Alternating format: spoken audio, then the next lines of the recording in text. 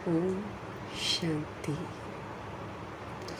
अर्थात मैं आत्मा शांत स्वरूप हूँ। ओम शांति अर्थात मैं शांति के सागर शिव पिता परमात्मा की संतान हूँ। ओम शांति अर्थात मैं आत्मा शांति धाम की रहने वाली हूँ। इस स्मृति से हमें वापस अपने स्वधर्म में लौटना है।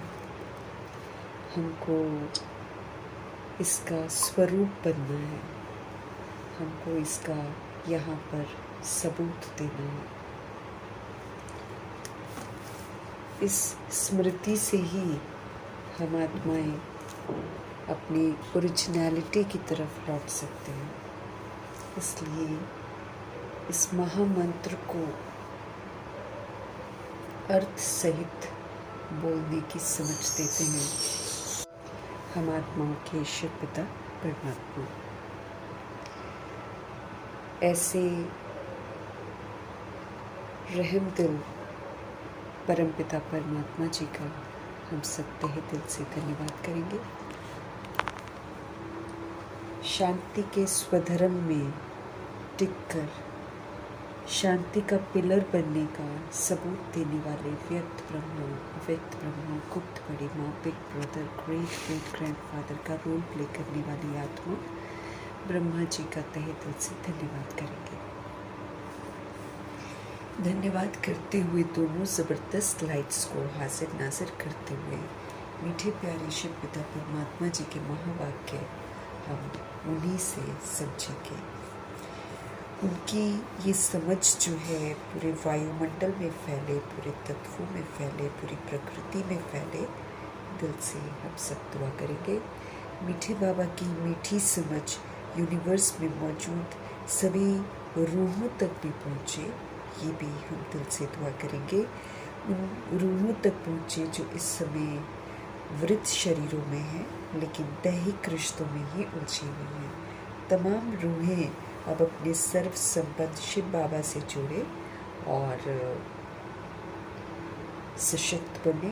दिल से हम सब दुआ करेंगे मीठे बाबा की मीठी श्रीमत और मीठे बाबा की मीठी समझ जो है वो उन रूहों तक पहुँचे जो हमारे साथ नकारात्मकता से जुड़ी हैं, शिकवे शिकायतों से जुड़ी हुई हैं। तमाम रूहें शांत हो जाएं और सबका बुद्धि का योग जो है परमपिता परमात्मा जी के साथ लग जाए। हम आत्माओं से हट जाए। बाबा की समझ उन रूहों तक पहुँचे जो हम आत्माओं के साथ लौकिक में कनेक्टेड हैं। तमाम रूहों का बुद्धि का योग शिव पिता परमात्मा जी के साथ लगे। दिल से दुआ करेंगे उन आत्मा भाइयों के लिए बाबा की मुरली समर्पित करेंगे जो रोज़ अचानक शरीर छोड़ रहे हैं और जो उनसे संबंधित रूहें हैं। तो आकारी शरीर में सोल्स जो हैं और जो उनके संबंधी हैं सब तक मीठे बाबा की मीठी समझ पहुँचे। हर आत्मा अपने स्वधर्म में टिके, अपने स्वरूप में टिके। परमपिता परमात्मा के साथ संबंध जोड़े। दिल से दुआ करेंगे उन रूहों के लिए समर्पित करेंगे जो इस समय गर्भ जेल में प्रवेश कर गई हैं। उन रूहों तक समर्पित करेंगे जो हॉस्पिटलों में पीड़ित हैं, घरों में पीड़ित अवस्था में हैं, प्राकृतिक आपदाओं की शिकार हैं, दैहिक हिंसाओं की शिकार हो गई हैं। तमाम रूहों तक बाबा की समझ पहुँचे, आत्माओं को सुकून मिले, राहत मिले, बुद्धि का योग सबका बाबा के साथ लगे। दिल से दुआ करेंगे उन रूहों के लिए समर्पित करेंगे जो इस समय माया के प्रकोप के कारण अलबेली हो गई हैं या तंत्र मंत्र के कारण अलबेली हो गई हैं। उन रूहों के लिए समर्पित करेंगे जो वाम मार्ग में चली गई हैं, जो वाम मार्ग में जाने की तैयारी कर रही हैं, जो कुमार कुमारियों के शरीरों में है, छोटे शरीरों में विराजमान है। सभी रूहों तक मीठे बाबा की मीठी समझ पहुँचे जो अपनी संस्था बनाकर बैठे हैं, खुद भी गुमराह हैं, दूसरों को भी गुमराह कर रहे हैं। तमाम रूहों तक बाबा की समझ पहुँचे। भिन्न भिन्न सत्ताओं के प्रति, भिन्न भिन्न वर्गों के प्रति, भिन्न भिन्न मतपंथों के प्रति, देश के नाम पर, जाति के नाम पर, रंग के नाम पर जो बटी हुई आत्माएं हैं, सभी आत्माओं तक बाबा की समझ पहुँचे।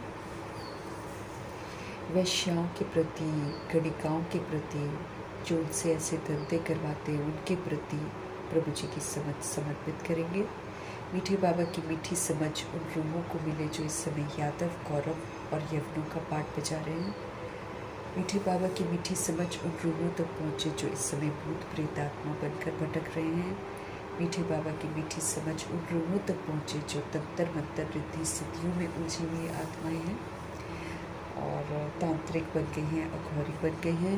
मीठे बाबा की मीठी समझ उन रूहों तक पहुँची जो इस समय तरह तरह के जेलों में बंद हैं, काल कोठरियों में बंद हैं और काले पानी की सज़ा खा रही हैं, बद से बदतर ज़िंदगी जी रही हैं। सभी रूहों तक प्रभु जी की समझ पहुँचे। सबका बुद्धि का योग परमात्मा के साथ लगे। फिर उन आत्माओं के लिए समर्पित करेंगे जो इस समय जानवरों से भी बदतर बन गई हैं, हिंसात्मक बन गई हैं, ह्यूमन फ्लैश, एनिमल फ्लैश खा भी रही हैं, उसके धंधे भी कर रही हैं, अंग तस्करियाँ भी कर रही हैं। तमाम रूहें अपने स्वधर्म में लौटे, दिल से दुआ करेंगे। जो साहूकारी के नशे में धुत हैं, इंडस्ट्रियलिस्ट हैं, उन रूहों तक प्रभु जी की समझ पहुँचे। जो फिल्म इंडस्ट्री की सोल्स हैं, जो सीरियल्स बनाते हैं, जो गंदे म्यूज़िक बनाते हैं, मॉडलिंग की दुनिया की आत्माएं, सभी आत्माओं को दे अभिमान से वैराग आए। हर आत्मा अपने आप को पहचाने, अपने परमपिता परमात्मा को पहचाने और ये जो अहंकार है देह का, उससे बाहर आए। दिल से दुआ करेंगे। अंडरवर्ल्ड डॉन्स के प्रति, आतंकवादियों के प्रति, तरह तरह के गैंगस्टर्स के प्रति, सभी के प्रति मीठे बाबा की मीठी समझ हम समर्पित करेंगे। जो अमेरिकन, ऑस्ट्रेलियन, रशियन या जापानीज़ या चाइनीज़ बनकर जो अपने अपने क्षेत्र बनाकर नफ़रतों में बटे हुए हैं, सभी रूहों के प्रति, चाहे इज़राइल हो, चाहे गाज़ा हो, जो भी ईरान है, इराक है, सभी जो आत्माएं, पाकिस्तान है, सभी आत्माएं जो बटी पड़ी हैं देश के नाम पर, राज्य के नाम पर, सभी रूहों तक मीठे बाबा की मीठी समझ पहुँचे। हर आत्मा अपने स्वधर्म में जागृत हो, हर आत्मा वापस घर चलने के लिए तैयार हो जाए। दिल से दुआ करेंगे और उन स्थानों तक, उन लोगों तक बाबा की समझ पहुँचे जो अभी तक जहाँ पहुँची नहीं है, और अगर पहुँचती है तो रूहें इस समय तैयार नहीं हैं सुनने के लिए। ऐसी रूहों तक मीठे बाबा की मीठी समझ पहुँचे। दिल से हम सब दुआ करेंगे, अपने लिए भी दुआ करेंगे कि जो हमारे परमपिता परमात्मा हम आत्माओं को समझाते हैं वो हम यथार्थ रीति धारण करें और सारे होमवर्क कंप्लीट करें, अपने आप को स्व परिवर्तन करके फिर विश्व परिवर्तक भी बने। अपनी जवाबदारियाँ ताज तख्त तिलक की ज़रूर निभाएं हम सब, और फिर सभी रूहों तक बाबा की जो मैसेज है, बाबा का जो संदेश है, वो भी पहुंचाने की सेवा ज़रूर करें। इन्हीं दुआओं के साथ हम सभी आत्माएं देखेंगे आज हमारे परमपिता परमात्मा जी हम आत्माओं को किस विधि से सही रास्ते पर लेकर जा रहे हैं। मीठे मीठे बाबा बोले, मीठे बच्चे, याद में रहने से अच्छी दशा बैठती है। एक को ही हमको याद करना है, तो किसकी याद में बैठना है? निराकार परमपिता परमात्मा जो पवित्रता के सागर हैं, सुख शांति प्रेम के सागर हैं, पतित पावन हैं, आनंद के सागर हैं, शक्तियों के वो सागर हैं, वो गति सदगति दाता है।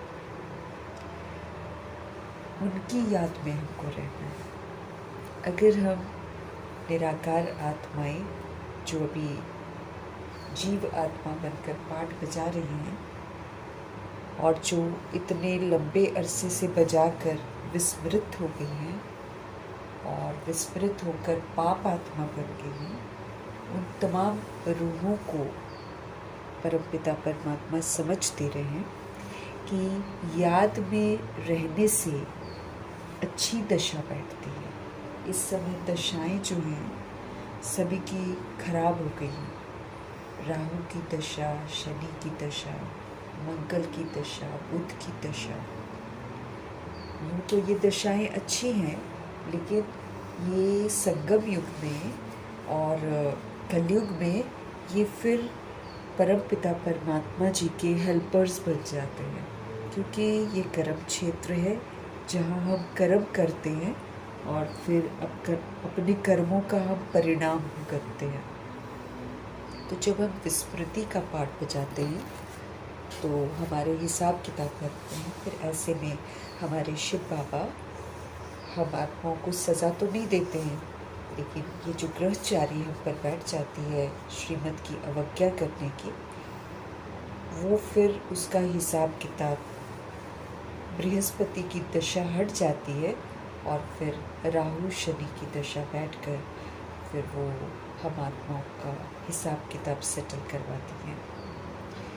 इसलिए मीठे परमपिता परमात्मा हम आत्माओं को समझ देते हैं कि अगर हम चाहते हैं कि दशाएं ठीक हो जाए तो बहुत ज़रूरी है कि हम निराकार परमपिता परमात्मा की यादों में रहें। उनकी याद में रहना मतलब हमारे पर बृहस्पति की दशा बैठती है, और बृहस्पति की दशा अच्छी दशा है। जब हमारे पर बैठती है तो हमारा बुद्धि का ताला खुलता जाता है और सारी चीज़ें हमको स्पष्ट नज़र आती हैं। हम कहाँ गलत हैं, कहाँ क्या कर रहे हैं, हर बात की हमको समझ मिलती है, तो हम अपने आप को करेक्ट कर पाते हैं। इसलिए मीठे बाबा हमको बार बार बोलते हैं कि अब बाकी सारी यादें छोड़ दो, क्योंकि सब पर इस समय ग्रहचारी बैठी हुई है, तो उनको याद करेंगे तो उनके जैसे बन जाएंगे, फिर हमारी ग्रहचारी विकराल रूप ले लेगी। इसीलिए याद में रहने से अच्छी दशा बैठती है। अभी बाबा हमको कह रहे हैं कि हमारे पर बृहस्पति की दशा है, इसलिए हमारी चढ़ती कला है। तो जैसे बाबा हमको मिले हैं, बाबा ने हमको अडॉप्ट किया है, हमको ब्राह्मण बनाया है, हमको शूद्रपन से कैसे मुक्त होना है वो हमको रोज़ समझ दे रहे हैं, हमको मुरली पढ़ा रहे हैं। तो ये जो मुरली मिल रही है या हमको ब्राह्मण बनाया है, यही तो बृहस्पति की दशा है। और अगर हम चाहते हैं कि ये बृहस्पति की दशा बनी रहे और हम सभी आत्माएं अब गिरती कला से चढ़ती कला की तरफ जाएं, तो हमारे शिव बाबा जी का फरमान है कि हम सभी रूहें उन्हीं को याद करें। फरमान है उनका कि हम मन को उनमें लगाएं और मन मना प्रभु करें।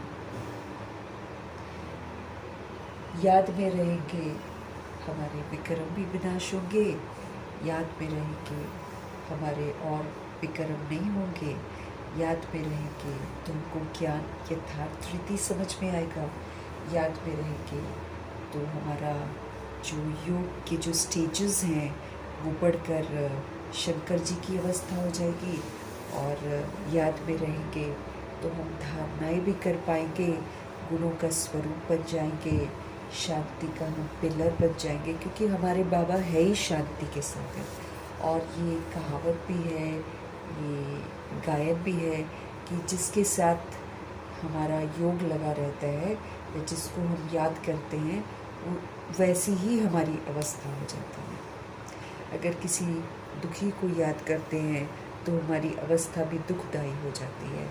ऐसे में क्या होता है कि हम वायुमंडल को भी दुखदायी बना देते हैं और आत्माओं के दुख को और बढ़ाने के निमित्त बन जाते हैं। लेकिन अभी समय है कि हम शिव बाबा की याद में रहें, खुद भी सशक्त रहें, वायुमंडल को भी सशक्त बनाएं, आत्माओं को भी सशक्त बनाएं। ये हम आत्माओं का कर्तव्य है। और फिर बाबा कहते हैं कि याद में रहना अपने आप में एक बहुत बड़ी सेवा है।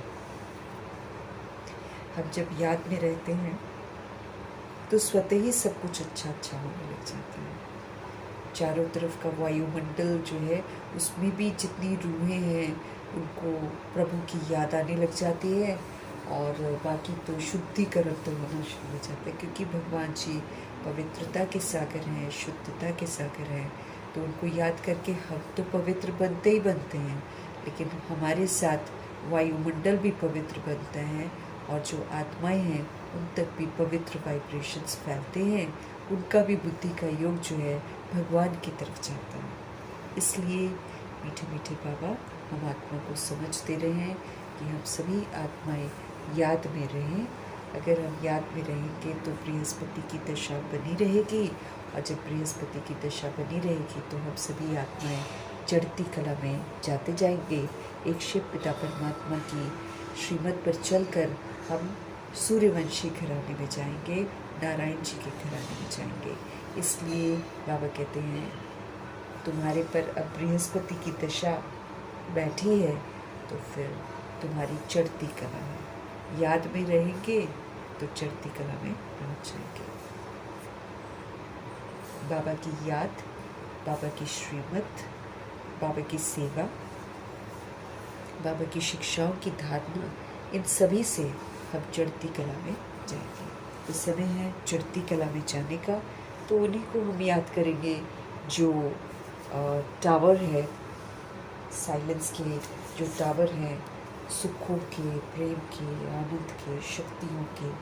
तो जैसा, और हमें फुल चार्ज भी होना है, तो उन्हीं की याद में रहना हमारे लिए बहुत ज़रूरी है, क्योंकि यहीं की चार्जिंग, यहीं के संस्कार, इस छोटे से संगम युग के जो संस्कार होंगे, जो चार्जिंग होगी, उसी के आधार से हम पूरे ड्रामे में पार्ट बजाएंगे।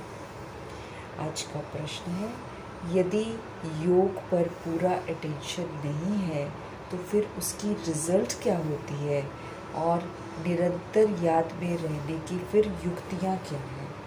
बाबा का प्रश्न है, अगर हम योग पर पूरा अटेंशन नहीं देंगे तो फिर रिजल्ट क्या होगी, और निरंतर याद में रहने की फिर युक्तियाँ क्या हैं? क्योंकि बाबा ने उनको बोला है निरंतर याद में रहो, क्योंकि जब हम याद में नहीं रहते हैं तो बाबा कहते हैं कि उस समय फिर हम विस्मृत हो जाते हैं, और फिर हमसे क्या होता है, पाप होने लग जाते हैं। प्रश्न का जवाब है बाबा का, अगर योग पर हमारा पूरा अटेंशन नहीं है तो फिर चलते चलते माया जो है, कभी कमज़ोरियाँ जो है, उसकी प्रवेशता हो जाती है, और फिर जब कभी कमज़ोरियाँ हमारे अंदर आती हैं तो हम फिर नीचे गिर जाते हैं, हम नीचे गिर पड़ते हैं।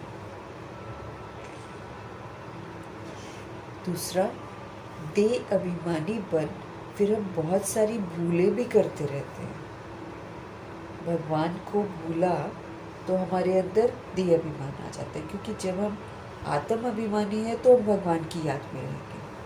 तो दे अभिमानी बनते हैं, फिर हमसे बहुत सारी भूलें होती रहती हैं। माया जो है वो हमको हमसे उल्टे ही कर्म कराती रहती है, वो हमको पतित ही बनाती रहती है, क्योंकि बाबा ने बोला है कि हम संकल्प से भी पतित बनते हैं, हम बोल से भी पतित बनते हैं, हम कर्मों से भी पतित बन जाते हैं।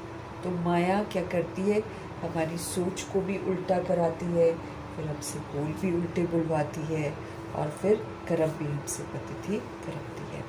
इसीलिए बाबा कहते हैं याद में रहना बहुत ज़रूरी है, और सिर्फ उल्टे कर्म नहीं कर, हमको पतित भी बना देती है। निरंतर याद में रहने के लिए बाबा जी कह रहे हैं, आप मुख में मुहर्रा डाल दो। सपोज़ करो कुछ बोल, हम ना बोले तो मुख में कुछ डाल दें, है ना, तो मुँह बंद रहेगा, याद रहेगा, अच्छा ये मैंने मुख में डाला है ना, मुझे क्रोध नहीं करना है। अब यहाँ पर स्थूल चीज़ तो नहीं डालनी है, लेकिन बाबा कहते हैं मुख में मुहर्रा डाल दो, मीन्स प्रभु की याद का मुहर्रा डाल दो।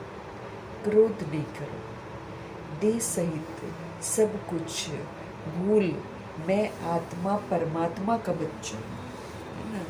अब क्या होता है कि हम दैहिक रिश्तों में रहते हैं तो हम उलट पुलट बोल लेते हैं, लेकिन अब हकीकत ये है कि मैं तो आत्मा हूँ और मैं परमात्मा का बच्चा हूँ, और मुझे सारे दैहिक हिसाब किताब चुकतू करके पवित्र बनकर मुझे तो वापस घर जाना है। इसीलिए ये अभ्यास मुझे बार बार करना है कि मैं एक सोल हूँ और मैं सुप्रीम सोल का बच्चा हूँ।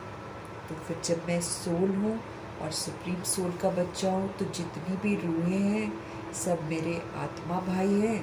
और फिर जब भगवान का बच्चा हूँ तो फिर मेरा व्यवहार, मेरे संकल्प, मेरे बोल तो डिफरेंट होने चाहिए ना। तो इसलिए बाबा हमको समझते रहे हैं कि देह सहित अब तुम सब कुछ भूल जाओ और मैं आत्मा परमात्मा का बच्चा हूँ। ये वाली प्रैक्टिस अब करो। फिर योग बल से क्या क्या प्राप्तियाँ होती हैं उनको भी स्मृति में रखो कि अगर हमारे अंदर योग की ताकत आ जाएगी, क्योंकि योग बल से ही तो सतयुग और त्रेता युग चलेगा। तो योग बल की ताकत हम यहाँ पर जमा करेंगे तभी तो वहाँ पर हम पाठ बजाएंगे। एक तो वो, और दूसरा योग से जो ताकत हमको मिलती है उसी से तो हम चार्ज होते हैं। आत्मा फिर से चार्ज होती है। नहीं तो आत्मा इस समय बड़ी कमज़ोर हो गई है, वो दूसरों पर डिपेंडेंट हो गई है कि दूसरे उसको अच्छा बोले तब अच्छा फील होता है, दूसरे उसको खुश रखें तब वो खुश होती है। ऐसे वो डिपेंडेंट सी हो गई, गुलाम सी हो गई है। अब सारी गुलामियों से हमको बाहर आना है। तो योग बल हमको सारी गुलामियों से बाहर निकालता है।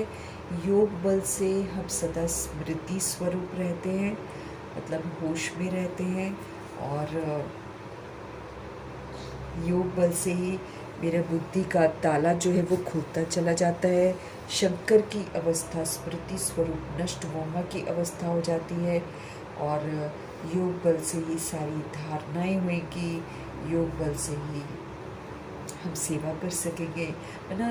बाबा से हमको प्राप्तियां ही प्राप्तियां होती हैं। जब हम योग लगाते हैं तो हम शांत रहते हैं, शांति का स्तंभ बन जाएंगे और सुख का स्तंभ बन जाएंगे। हम विश्व परिवर्तक बन जाएंगे, हम स्व परिवर्तक बन जाएंगे, हम प्रकृति के परिवर्तक बन जाएंगे, हम ब्राह्मण आत्माओं के प्रति भी परिवर्तक बन जाएंगे, सभी को सहयोग देंगे, हम एवर रेडी हो जाएंगे। मेरा हिसाब किताब सारा सेटल हो जाएगा, नया कोई हिसाब किताब नहीं होगा। 8 शक्तियों को यूज़ करने की मेरे में ताकत आ जाएगी, जो सहन करने की ताकत आ जाएगी। हम सहनशीलता के स्तंभ बन जाएंगे। तो इस विधि से हम स्व परिवर्तन करके दूसरी आत्माओं को भी परिवर्तन कर सकेंगे। हम पिताव्रता बन जाएंगे, हम पतिव्रता बन जाएंगे। हमारे पास फुल स्टॉप लगाने की आदत आ जाएगी और ताकत आ जाएगी। और no questions, no corrections, no quotations, no reaction, no rejection, no absorption, no reflection की जो हमको श्रीमत मिली हुई है वो सारी हम सहज कर पाएंगे। हम सब तरह की जीत प्राप्त कर लेंगे। सारा कुछ हम याद से ही कर सकते हैं। इसलिए बाबा हमको याद के प्रति ध्यान खिंचवाते हैं।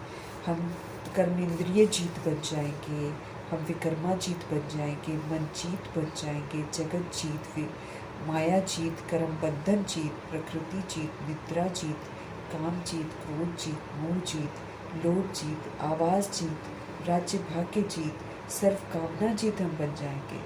संकल्प की शक्ति से हम एक नई सृष्टि बनाने के मददगार बन जाएंगे। अच्छे अच्छे बोल बोलेंगे, कोई हमारा हिसाब किताब किसी के साथ नहीं बनेगा।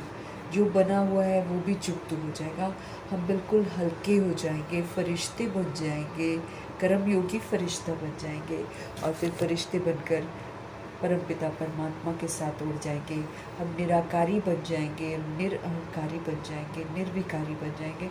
क्या प्राप्ति नहीं होती है हमको योग बल से। हम ड्रामा के राज को समझ जाएंगे और ड्रामा के राज को समझकर हम कभी भी फिर नाराज नहीं होंगे। और सारी सोल्स के साथ हमारी समान दृष्टि हो जाएगी, भाई भाई की वृत्ति हो जाएगी, आत्मिक स्मृति हो जाएगी। और जो कृति है वो हमारी पावरफुल हो जाएगी। क्या प्राप्ति नहीं होती है हमारे को, योग बल से प्राप्तियाँ ही प्राप्तियाँ हैं। इसलिए योग पर हमको पूरा अटेंशन देना है। अगर हम नहीं देंगे तो बाबा जी सब आपको सावधान करते हैं कि माया प्रवेश कर जाएगी, आप गिर जाओगे, आपके अंदर देह अभिमान आ जाएगा, फिर आप बहुत सारी भूलें करते जाओगे, आप पतित बन जाओगे। और इसलिए निरंतर याद करने के लिए आप अपने मुख में मुहर्रा डाल दो। कौन सा? शिव बाबा की याद का मुहर्रा डाल दो। अब आप क्रोध मत करो, आप देह सहित सब कुछ भूल जाओ। मैं आत्मा परमात्मा का बच्चा हूँ, इस सच्चाई में टिको, इसका अभ्यास करो। योग बल से क्या प्राप्तियाँ होती हैं उसको सदा अपने सामने रखो, तो बाबा कहते हैं आपका योग लगा रहेगा।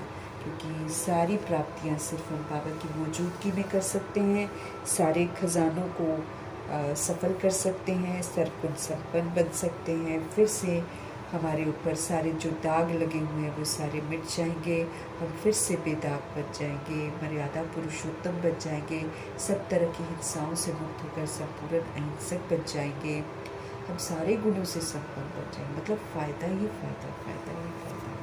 बाबा स्पष्ट कर रहे हैं। गीत है ओम नमः शिवाय। ओम शांति। मीठे मीठे रूहानी बच्चों ने अपने रूहानी बाप शिव बाबा की महिमा सुनी ना। मीठे मीठे रूहानी बच्चों ने अपने रूहानी बाप शिव बाबा की महिमा सुनी। ओम नमः शिवाय में उनकी महिमा होती है।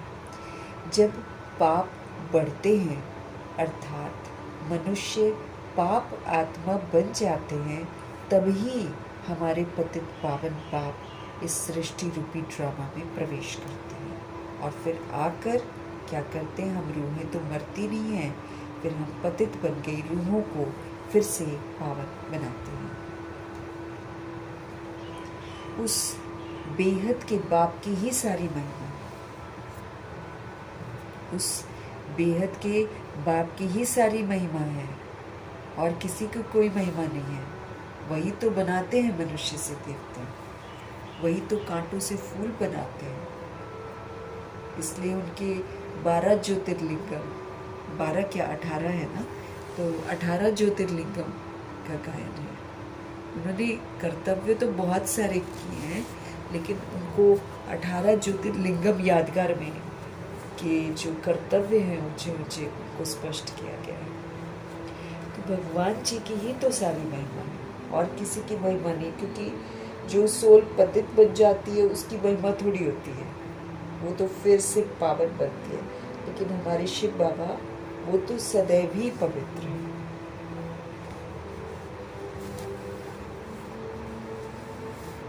बाबा कहते हैं तो जब सभी सोल्स पाप आत्मा बन जाती हैं, तभी पतित पावन बाप आते हैं, आकर के पतितों को पावन बनाते हैं। उस बेहद के बाप की ही सारी महिमा है। उनको वृक्षपति भी कहा जाता है, बृहस्पति भी बोलते हैं, वृक्षपति भी बोलते हैं। मतलब वो सारे मनुष्य सृष्टि रूपी वृक्ष जो है उसके राज को जानते हैं और हम आत्माओं को भी स्पष्ट करते हैं। इस समय बेहद के बाप के द्वारा बेहद की दशा बृहस्पति की तुम पर बैठी है। इस समय खुद शिव बाबा आते हैं और बेहद की दशा बृहस्पति की दशा हम पर बिठाते हैं। खास और आम 2 अक्षर होते हैं ना, इनका भी अर्थ यहाँ ही सिद्ध होता है। बृहस्पति की दशा में खास भारत जीवन मुक्त बन जाता है, क्योंकि भारत ही जो है इसमें 5000 वर्ष का ड्रामा चलता है। यही कभी जीवन मुक्त था और फिर अभी क्या हो गया, वो जीवन बंद में आ गया। तो इसलिए शिव बाबा जी भारत में ही आते हैं और भारत को सबसे पहले जीवन मुक्त बनाते हैं। तो इस समय बेहद के बाप सभी रूहों के पिता आए हैं और बेहद की दशा बैठी है और बृहस्पति की दशा हम पर बैठी है। खास और आम 2 अक्षर होते हैं। बाबा कहते हैं इनका भी अर्थ यही यहाँ ही सिद्ध करते हैं ना।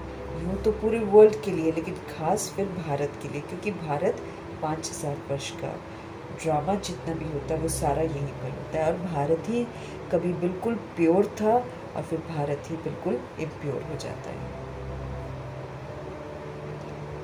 इनका भी अर्थ यहाँ ही सिद्ध होता है। बृहस्पति की दशा से खास भारत जो है जीवन मुक्त बन जाता है। जब बृहस्पति की दशा बैठती है तो इससे खास भारत जो है वो जीवन मुक्त बन जाता है, अर्थात अपना स्वराज्य का जो मर्तबा है वो पाते हैं।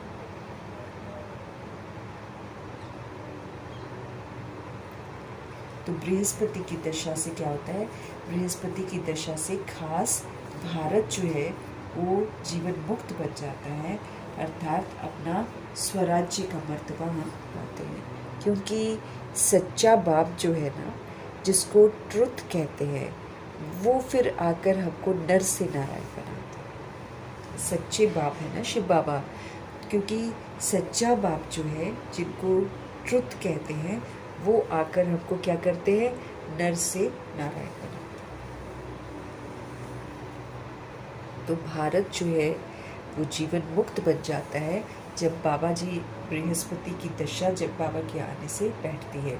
अपना आत्माएं जो हैं फिर से अपना स्वराज्य जो है वो प्राप्त करती हैं। और क्योंकि सच्चा बाप जो है, जिनको ट्रुथ कहा जाता है, वो आकर हमको शिक्षित करते हैं और फिर से नर से नारायण बनाते हैं। सच्ची सच्ची कथा सुनाते हैं और फिर नर से नारायण बनाते हैं। बाकी जो है वो नंबरवार अपने अपने धर्म के सेक्शन में जाकर बैठेंगे और फिर आएंगे। बाकी जितनी भी सोल्स बाद में आती हैं ड्रामा में, वो सारी सोल्स नंबरवार अपने अपने धर्म के सेक्शन में जाकर बैठेंगे और आएंगे भी सारे के सारे नंबरवार। जो जैसे पुरुषार्थ करता है वैसे वैसे सृष्टि रूपी ड्रामा में अपना अपना समय हर आत्मा खुद ही फिक्स करती है। बाबा किसी का नहीं फिक्स करते। बाबा तो आकर सच्चाई बताते हैं। सच्चाई को हम कितना धारण करते हैं उसके अनुसार हम अपनी डेट को फिक्स करते हैं। इसलिए बाबा कहते हैं बाकी सारे जो क्रिश्चियंस हैं, मुस्लिम्स हैं, बुद्धिस्ट हैं, ये सारे सिखिज़म हैं, ये लोग अपने अपने समय पर आते हैं और अपने अपने सेक्शन में समा जाते हैं।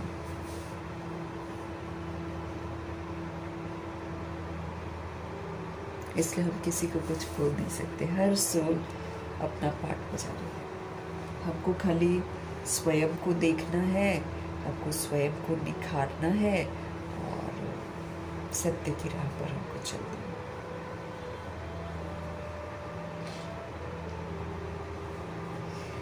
कलयुग अंत तक आते रहती हैं आत्माएं। बाबा कहते बिल्कुल अंत तक भी आत्माएं आती रहेंगी। हर एक आत्मा को अपना अपना धर्म, अपने अपने धर्म में अपना अपना पाठ मिला हुआ। जो जिस धर्म में आया, जो जिस धर्म की उसने रिकॉर्डिंग करी, वो अपने अपने धर्म में चला जाता है। इसलिए किसी को कुछ नहीं कह सकते हम।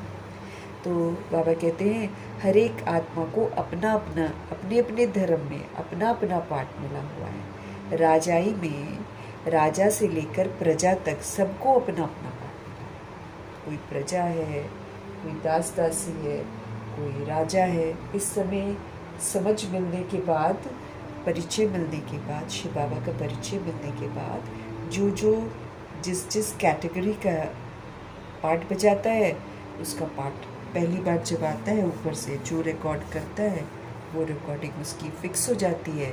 फिर ड्रामा में उसको जब भी वो आता है उसको वही वाला पाठ मिलता है। नाटक है भी राजा से लेकर प्रजा तक का, सबको अपना अपना पाठ बजाना होता है। अब बच्चे जानते हैं हमारे ऊपर अभी बृहस्पति की दशा बैठी है। भगवान जी हमारी ज़िंदगी में आए, हमको अपना परिचय दिया, हमको ब्राह्मण बनाया, मतलब हम पर बृहस्पति की दशा बैठ गई। ऐसे नहीं एक ही दिन बैठती है, नहीं, तुम्हारी बृहस्पति की दशा चल रही है। अभी तुम्हारी चढ़ती कला है। जितना तुम याद करेंगे उतना आपकी चढ़ती कला होगी। हम बाबा को जितना याद करेंगे उतना हम प्रोग्रेस करेंगे और जितना देहधारियों को याद करेंगे उतना हम गिरती कला में चले जाएंगे। क्योंकि सब गिरे हुए हैं ना। गिरे हुए को याद करेंगे तो हम भी गिर जाएंगे। अब जैसे कोई विस्मृति का पाठ बजा रहा है, अगर हम उसका संग करेंगे और उसके साथ रहेंगे तो हम भी तो गिर ही जाएंगे ना। हम उसके प्रभाव में आते हैं, जिसको बाबा कहते हैं संग दोष। तो एक शिव बाबा ही है जिनके संग में रहेंगे तो वो तो सबसे टॉप मोस्ट में है, वो तो परम धाम है ना। तो जब हम उनको देखेंगे, उनको याद करेंगे तो हमारी अवस्था ऊंची हो जाएगी। फिर बाप समान बनेंगे तो निराकारी बन जाएंगे, निरअहंकारी बन जाएंगे, निर्विकारी बन जाएंगे, हम मास्टर दाता बन जाएंगे। तो जैसे हमारा बाबा होगा वैसे ही तो हम बन जाएंगे ना। इसलिए बाबा को याद करने से हमारी चढ़ती कला होती है। जितना हम उनको याद करते रहेंगे उतना नीचे की जो रस्सियाँ हैं वो खुलती जाएंगी। हम सतगुणी सतयुगी पाठ बजाते बजाते रस्सियाँ खोलते जाएंगे, खोलते जाएंगे, खोलते जाएंगे और हमारी स्थिति फरिश्ते वाली बनती जाएगी। सूक्ष्म वतनवासी हमको बनना है ना। अभी तो हमने अपने संकल्प से, अपने बोल से, अपने कर्म से रस्सियाँ बांध रखी हैं सबके साथ। अब जो बांधी हुई हैं बाबा कहते हैं उसको खोलो।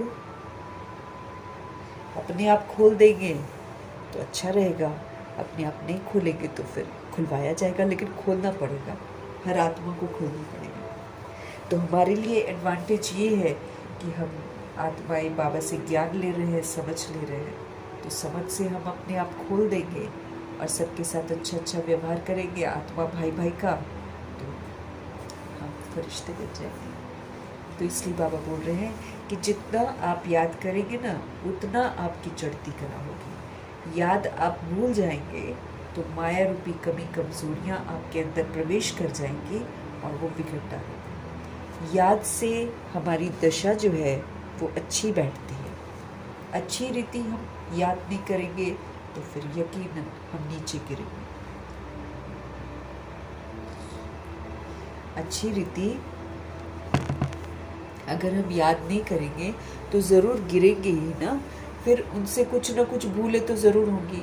बाबा ने समझाया है ड्रामा अनुसार सब धर्म वाले जो भी है ना एक दो की पिछाड़ी पाठ बजाने के लिए आते हैं। बच्चे जानते हैं स्वर्ग की दशा अर्थात जीवन मुक्ति की दशा अब हमारे ऊपर बैठी है। हम आत्माएं स्वर्ग में जाने का हक प्राप्त कर सकती हैं, हम जीवन मुक्ति धाम में जा सकते हैं। उसके लिए फिर मुझे समझ मिल रही है कि मैं कौन हूँ और मैं किसकी हूँ और मुझे क्या करना है।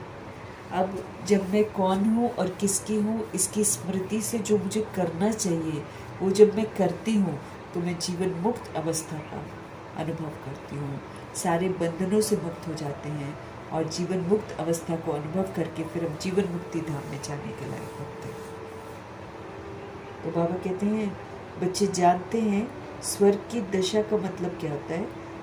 बच्चे जानते हैं स्वर्ग की दशा अर्थात जीवन मुक्ति की दशा, वो अब हमारे ऊपर बैठी है। हम जीवन मुक्ति प्राप्त कर सकते हैं। हम श्रीमत पर चलते हुए इस समय रहते हुए जीवन मुक्त अनुभव कर सकते हैं। ये हमको ऑप्शन मिला हुआ है।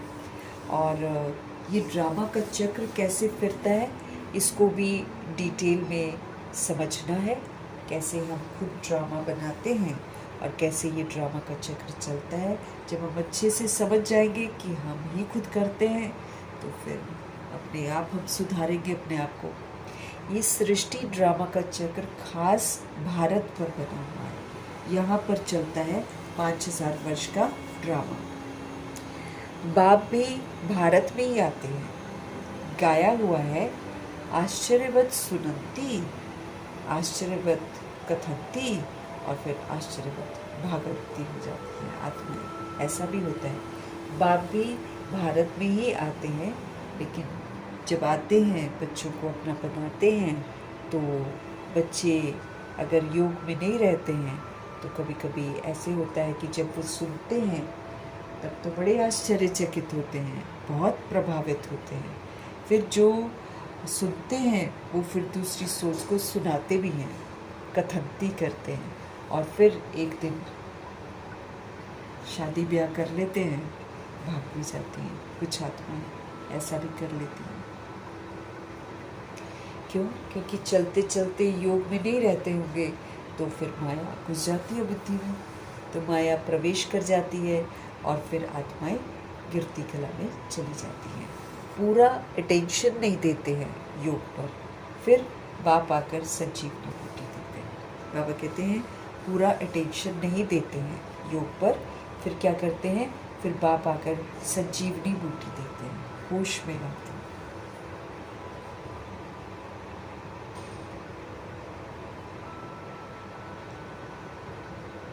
तो फिर बाप आकर संजीवनी बूटी देते हैं, अर्थात सुरजीत करने वाली बूटी देते हैं, होश में लाते हैं। हम सभी मूर्छित हो जाते हैं, हम खुद को शरीर समझ बैठते हैं और फिर शरीर के संबंधों को अपना समझ बैठते हैं और कंफ्यूज हो जाते हैं, फिर उल्टे मार्ग पर चल पड़ते हैं। बाबा फिर हमको होश में लाते हैं। संजीवनी बूटी मतलब ज्ञान रूपी संजीवनी बूटी से हमको होश में लेकर आते हैं, अर्थात बाबा हमको सुरजीत करने वाली बूटी देते हैं। हनुमान भी तुम ही हो। बाप ने समझाया है, इस समय रावण को भगाने के लिए ये बूटी सुखा देता हूँ। हनुमान कौन है? बाबा कहते हैं हनुमान भी तुम ही हो। सबसे पहले ब्रह्मा जी हनुमान बनते हैं, तो बाबा कहते हैं हनुमान भी तुम ही हो। बाप ने समझाया है, इस समय रावण को भगाने के लिए ये बूटी तुमको सुखा देता हूँ, है ना। संजीवनी बूटी जो है ये बाबा कहते हैं तुम्हें सुखा देता हूँ ताकि तुम रावण को भगा दो। रावण मेरी बुद्धि में घुस गया है। अब इस रावण को, दे अभिमान को, और दे अभिमान के जो विकार है उसको बाबा कहते हैं उसको तुम भगाओ, उसने तुमको शोक वाटिका में बंद कर रखा है, तुम अब उसको यूज मत करो। तो भगवान जी रावण को भगाने के लिए हमको ये बूटी सुखा देते हैं। बाप तुमको सब सत्य बातें बताते रहते हैं। बाबा कुछ भी झूठ नहीं बताते हैं। बाप तुमको सब सत्य बातें बताते हैं। सत्य है ही एक बाप जो आकर तुमको सत्यनारायण की कथा सुनाए, सत्यों की स्थापना करते हैं। बाप तुमको सब सत्य बातें ही बताते हैं। सत्य है ही एक बाप जो आकर तुमको सत्यनारायण की कथा सुनाए, सत्यों की स्थापना करते हैं। सच्ची सच्ची बातें बताते हैं, फिर हमको सच्चा बनाते हैं और फिर साथ में सचखंड स्थापन करते हैं। जो लोग सच्चे बनते हैं वो फिर उस सचखंड में जाते हैं।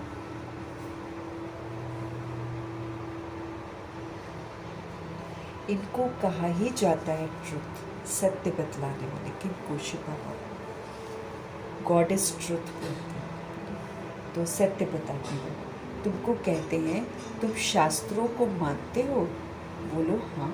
बाबा कहते हैं अगर कोई तुमको बोलता है कि तुम शास्त्रों को मानते हो, तो बाबा कहते हैं आप उनको बोलो हाँ, हम शास्त्रों को क्यों नहीं मानते हैं, हम जानते हैं ये सब भक्ति मार्ग के शास्त्र हैं, इससे हम भक्ति मार्ग में इनको पढ़ते हैं। ये तो हम मानते हैं। ज्ञान और भक्ति दो चीज़ें होती हैं। जब ज्ञान हमको मिलता है फिर भक्ति की ज़रूरत नहीं पड़ती है। भक्ति माना उतरती कला। अब दिन पर दिन अगर लोग नहीं समझ पाते हैं तो आप उनको समझा सकते हैं कि इस समय भक्ति का कितना विस्तार है, कितनी भजन बंदगी, कितने हवन, कितना कथाएं सारी होती हैं। लेकिन जितनी हो रही हैं, जितना रामायण पढ़ रहे हैं और जितना महाभारत पढ़ रहे हैं, जितना गीता पढ़ रहे हैं, उतना ही सब नीचे ही गिरते चले जा रहे हैं, उतना पाप दुनिया में बढ़ता चला जा रहा है। तो दैट मीन्स इससे सदगति नहीं होती, इससे गति नहीं होती। तो भक्ति का मतलब ही है उतरती कला। पहले लोग जो भक्ति करते थे वो कितनी सिंसियर भक्ति होती थी। अब तो ऐसे ही है, मजाक सा है ना। 9 दिन या 7 दिन नवरात्रे करके अपने आप को पवित्र रखते हैं और 9 दिन के बाद फिर से वही काम करते हैं।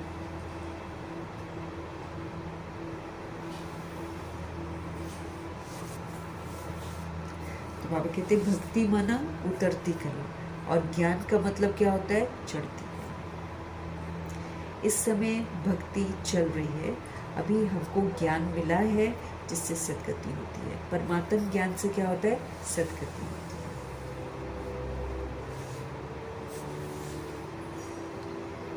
हम फिर अच्छी रास्ते पर चलते हैं तो सदगति होती है। इससे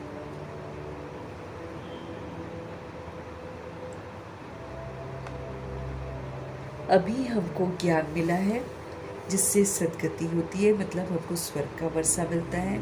भक्तों की रक्षा करने वाला एक ही भगवान है। हम सभी भी भगत थे, तो हम सभी भक्तों की रक्षा करने वाला तो सिर्फ एक भगवान है। और फिर जो भक्ति का फल है, लोग सोचते हैं हमको पैसा मिल गया, लोग सोचते हैं शादी हो गई बच्चे की, लोग सोचते हैं बच्चे हो गए, इसको लोग सोचते हैं कि भक्ति का हमको फल मिला। लेकिन नहीं, भक्ति का फल होता है ज्ञान, समझ मिलती है। तो हमारे शिव बाबा हमको स्थूल चीज़ें नहीं देते हैं, भगवान हमको सूक्ष्म समझ देते हैं हर बात की। तो इस समय हमको भक्ति का फल मिला है ज्ञान। अभी हमको ज्ञान मिला है, और ये ज्ञान जब हम धारण करते हैं तो फिर हमारी सदगति होती है।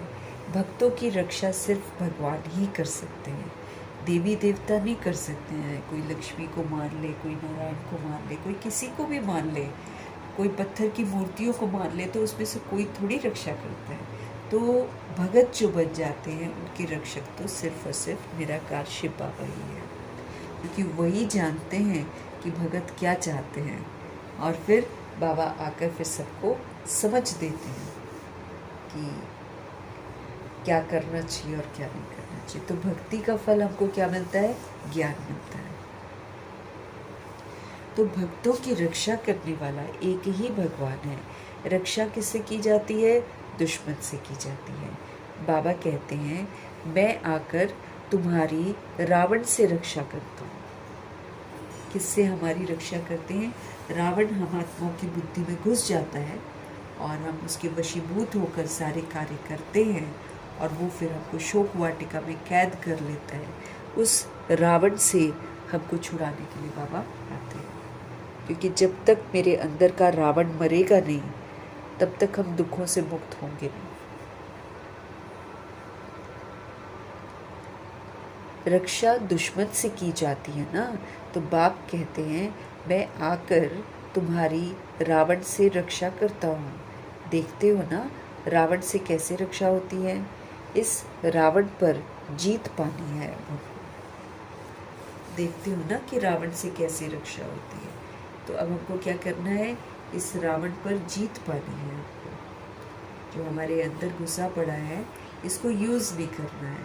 अगर हम शक्तिशाली बनकर बाबा की याद में रहकर रावण अर्थात देह अभिमान और देह अभिमान की कमी कमजोरियाँ, काम क्रोध लोभ मोह अहंकार, ईर्ष्या द्वेष बेलापन सुस्ती आलस्य, अगर हम इन कमजोरियों को यूज़ नहीं करेंगे, बहुत समय तक बहुत सारी परीक्षाएं होंगी जहाँ पर यूज़ करने के लिए उकसाया जाएगा, लेकिन तब भी हम ब्रह्मा जी की तरह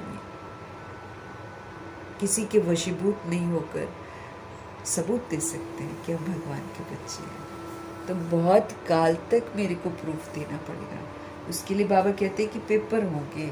इस बात का मुझे ध्यान रखना है कि मुझे विस्मृत होने के लिए और विकारों को यूज़ करने के लिए बहुत सारे सिचुएशंस आएंगी, बहुत सारी ऑपोजिशन होगी, बहुत सारा इरिटेट करने वाली बातें आएंगी, लेकिन हमको इरिटेट नहीं होना है। हमको हर बार ये सबूत देना है, जैसे ब्रह्मा जी सबूत देते थे शांत स्थिर रहकर, ऐसे हमको हर बार सबूत देना पड़ेगा। तब जाकर माना जाएगा कि हाँ, हमने रावण पर जीत प्राप्त की है।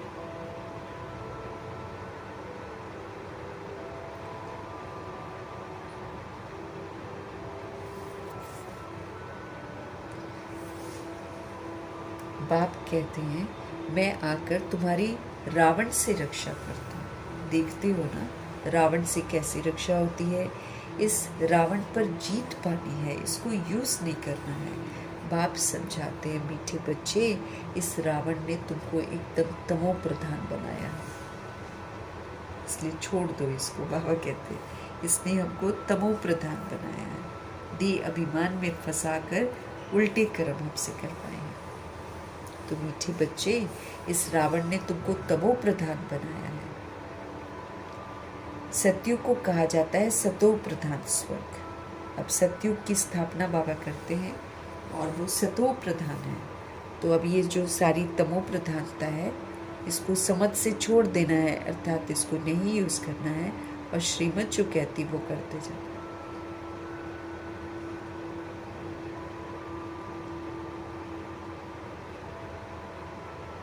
तो बाप समझाते, मीठे बच्चे, इस रावण ने तुमको तमो प्रधान बनाया है। सत्युग को कहा जाता है सतो प्रधान स्वर्ग। फिर कला कम होती जाती है, अंत में जब बिल्कुल ही देह अभिमान आ जाता है तो पतित बन जाते हैं। आजकल लोग बॉडी को ही देखते हैं, body body body body body. रिश्ते भी शरीरों को देखकर करते हैं, सुंदर होना चाहिए। जॉब्स तक आजकल वैसे मिलते हैं। फीमेल जॉब्स जो हैं, ब्यूटीफुल होना जरूरी है, बॉडी कॉन्शियसनेस इतना सा। बच्चे ही तब पढ़ते हैं अगर टीचर ब्यूटीफुल होता है। अदरवाइज दूसरी कोई होगी ना सिंपल सी, तो उसको क्रिटिसाइज करते हैं, नाम रख देते हैं, फिर तंग करते रहते हैं वैसी क्लासों में बच्चे जो होते हैं। तो इसलिए बाबा बोलते हैं ये अंत में तो बिल्कुल ही देह अभिमान आ जाता है। अब हम देखें तो सारी दुनिया देह को लेकर ही बात करती है। देह को ऐसे बना लो, देह को वैसे बना लो, देह के लिए तुम ये खाओ, देह के लिए तुम वो खाओ। जो करते हैं ओनली फॉर बॉडी, इस बात से अनजान कि हम रूहें हैं और हम इस तरह और मैली होती जा रही है, उनको मालूम नहीं चलता। तो बाबा कहते हैं जब बिल्कुल ही देह अभिमान में आ जाते हैं ना, तो बिल्कुल पतित बन जाते हैं। अब नया मकान बनता है, मास के बाद अथवा 6 मास के बाद कुछ न कुछ कला तो कम हो ही जाती है। अब लोग सोचते हैं कि घर एक बार कर दिया तो हमेशा ही वैसा हो, ऐसा तो होता नहीं है ना। हर समय और घर जो है वो दिन पर दिन खराब तो होते ही जाते हैं, एक जैसे थोड़ी रह जाते हैं। तो इंसान है कि देह अभिमान में सोचता है कि जैसे कोई भी वाइट वॉश करा लिया, जो भी करा लिया तो वो वैसे ही रहेगा, ऐसा नहीं होता। ऐसे ही हर सोल जो है जब वो बचपन में होती है, ये जवानी में होती है, तो वो सोचती है ना बस हम ही हैं सब कुछ, है ना। और दूसरों को ओल्ड वाली दृष्टि से देखेंगी, चाहे कुछ भी बोलती हैं उल्टा सीधा भी बोल देती हैं, लेकिन हर सोल क्रॉस करती है स्टेजेस। इसीलिए अभी जो है ना बिल्कुल ही बॉडी को लेकर तब प्रधानता आ गई है।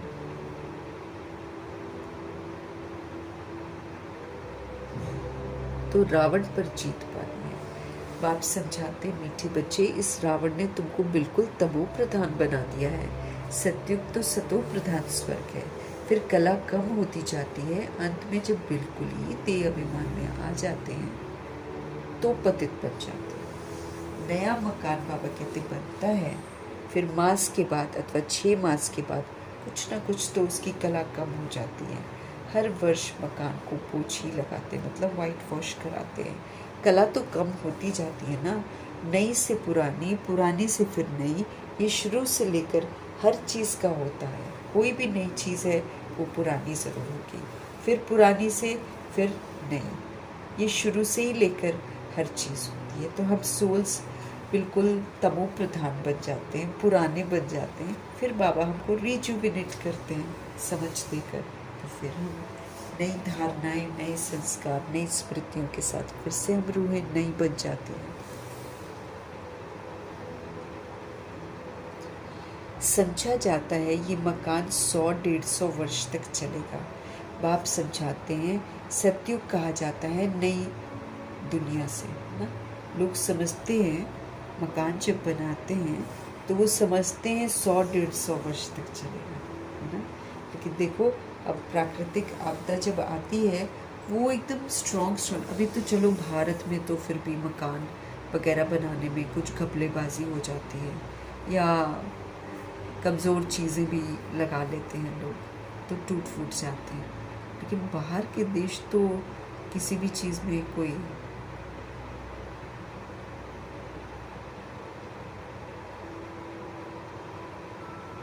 बाबा कहते हैं कि जैसे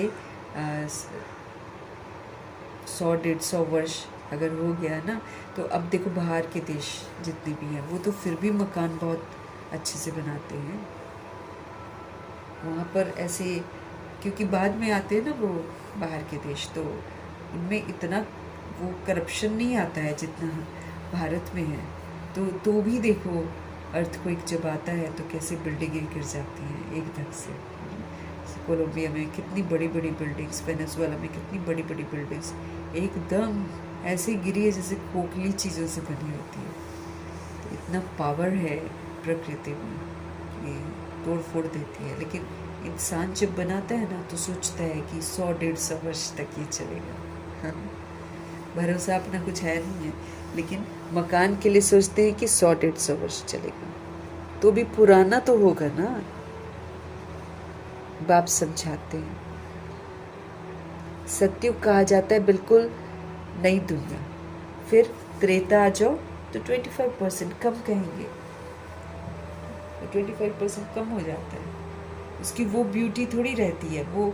और त्रेता युग कहलाता भी सिल्वर एज है, वहाँ सिल्वर होगा, और सत्युग कहलाता है गोल्डन एज, वहाँ गोल्ड होगा।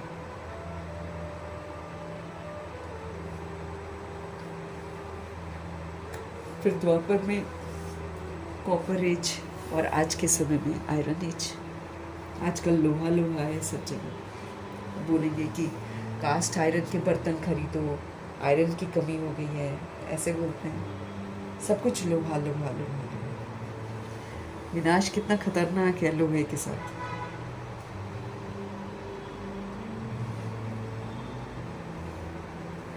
फिर त्रेता 25% कम कहेंगे, क्योंकि फिर थोड़ा पुराना हो जाता है ना। वो फिर कौन होते हैं? चंद्रवंशी। उनकी निशानी देते हैं क्षत्रिय, क्योंकि नई दुनिया के लायक वो नहीं बने, इसलिए उनकी कम पोजीशन हो गई। वो ज्ञान को समझते हैं, यूज़ करते हैं, लेकिन हार खा लेते हैं, समय पर यूज़ नहीं करते।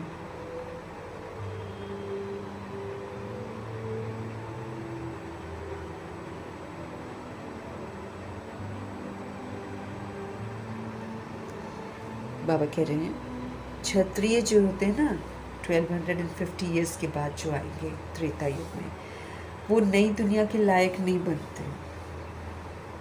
वो नई दुनिया के लायक नहीं बनते। वो ज्ञान सूर्य की बातों पर, ज्ञान सूर्य की श्रीमत प्रमाण नहीं चलते। जैसे लक्ष्मी नारायण जी, ब्रह्मा जी, सरस्वती जी चलते हैं ना, ऐसे राम सीता की आत्मा नहीं चल पाती है। तो इसीलिए उनको तीर कमान दिया है कि ज्ञान के तीर मारते हैं, लेकिन समय पर नहीं कर पाते हैं, तो हार खा लेते हैं।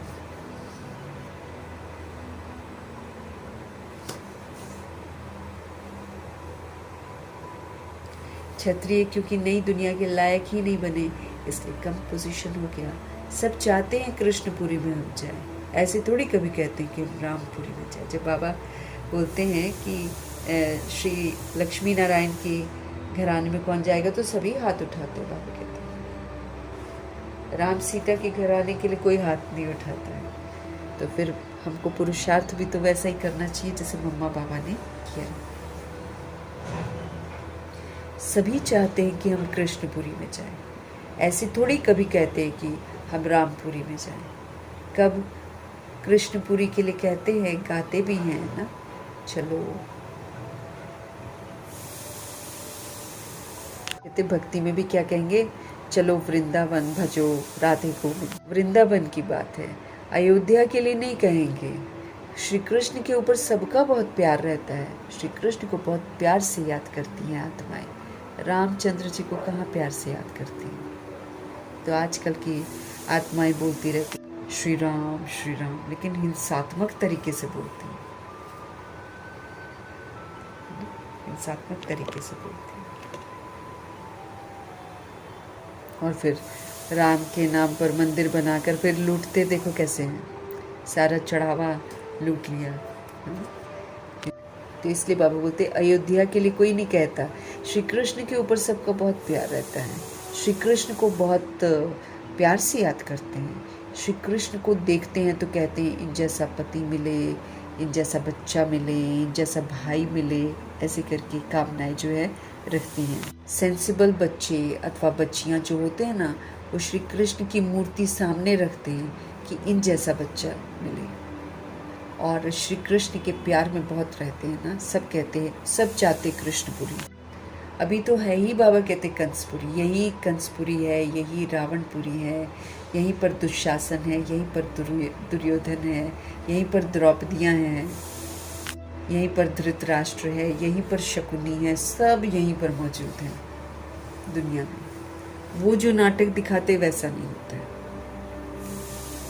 बाबा कहते अभी तो कंसपुरी है, अभी तो रावण की पुरी है, कृष्णपुरी का बहुत महत्व है, श्री कृष्णपुरी को बहुत इम्पोर्टेंस देती हैं आत्माएं।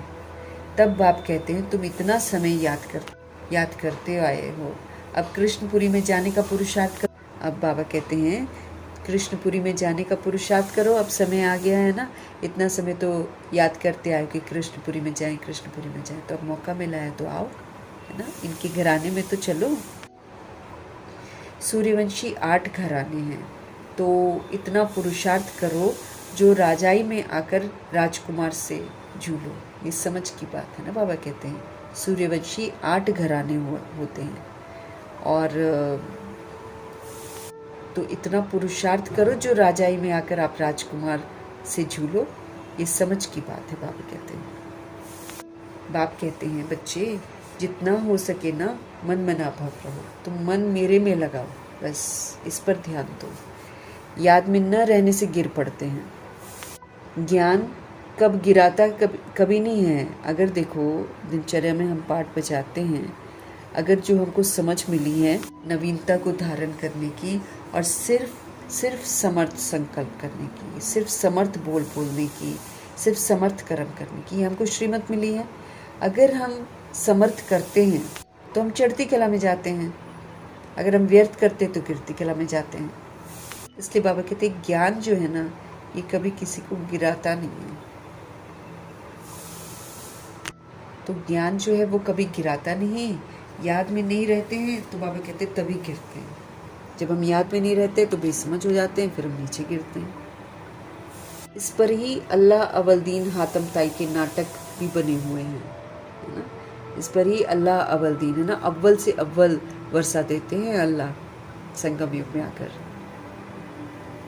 फिर हातम ताई का नाटक भी होता है कि मुंह में मुंह हलरा डाल रहे हो, है ना, तो फिर बचे रहोगे, कष्ट नहीं होगा। बाबा कहते हैं अभी के लिए ही अल्लाह अवलदीन की नाटक बनाते हैं ना, कि ठगा किया तो खजाने मिल गए। तो भगवान जी आते हैं तो फिर अव्वल नंबर का जो है वर्षा देते हैं। और हातम ताई का नाटक भी यही है, क्योंकि अभी ही बाबा हमको बोलते हैं कि मुख में ऐसा मुँह हलरा डाल दो ताकि तुमको कभी क्रोध ना आए, तुम कुछ बोले ही ना। जैसे मुंह में कुछ रख लेते तो नहीं बोलेंगे ना, फिर हम लड़ाई नहीं करेंगे। ऐसे ही बाबा बोलते हैं याद का मुँह हलरा डाल दो, बाबा की याद में रहो, ताकि तुमको कहीं भी तुम्हारी दुर्गति ना हो, कहीं तुम विस्मृत ना हो जाओ। याद में रहने के लिए ही मुख में मुँह हलरा डाल देते हैं। किसको क्रोध आता है तो बोल पड़ते हैं, इसलिए कहते हैं मुख में कुछ डाल लो। मुंह में कुछ पड़ा रहेगा तो क्रोध नहीं करेंगे, बात नहीं करें तो फिर क्रोध डाल देंगे।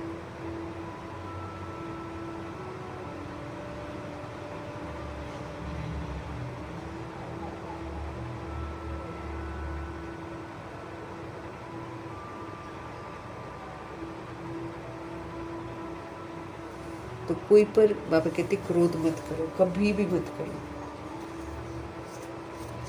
मुख में कुछ न कुछ डाल लो, बात नहीं करेंगे तो क्रोध आएगा ही नहीं। बाप कहते हैं कभी भी कोई पर क्रोध नहीं करो, परंतु इन बातों को पूरा न समझकर शास्त्रों में कुछ न कुछ डाल दिया है। बाबा कहते हैं याद का मुँह हलरा डालो, वो फिर स्थूल मुँह हलरा कोई बोल देते हैं डालने के लिए। बाप यथार्थ हर बात बैठकर समझाते हैं। बाप जब आए तब तो आकर समझाए ना। जो होकर जाते हैं उन्हों की ही महिमा गाई जाती है। बाबा कहते जो ड्रामा में होकर जाते हैं ना, उन्हों की ही महिमा गाई जाती है। टैगोर झांसी की रानी होकर गई, उनके फिर नाटक बनाते हैं। अच्छा, शिव भी होकर गए हैं, तब तो शिव जयंती मनाते हैं ना। परंतु शिव कब आए, उन्होंने आकर क्या किया, ये किसी को पता नहीं।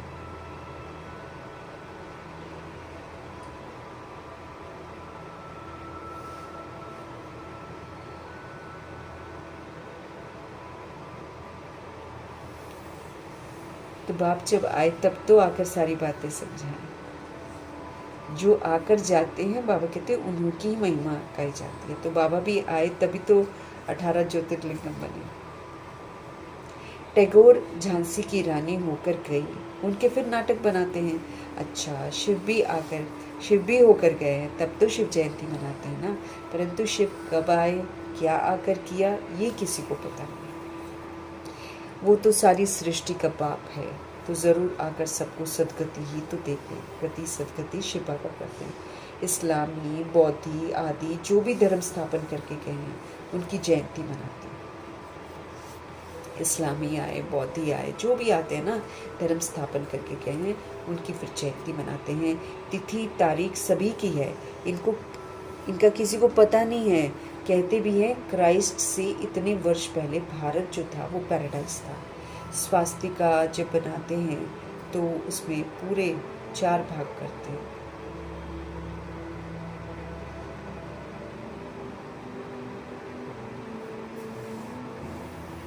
तो बाबा कहते हैं इनका ना किसी को पता नहीं है।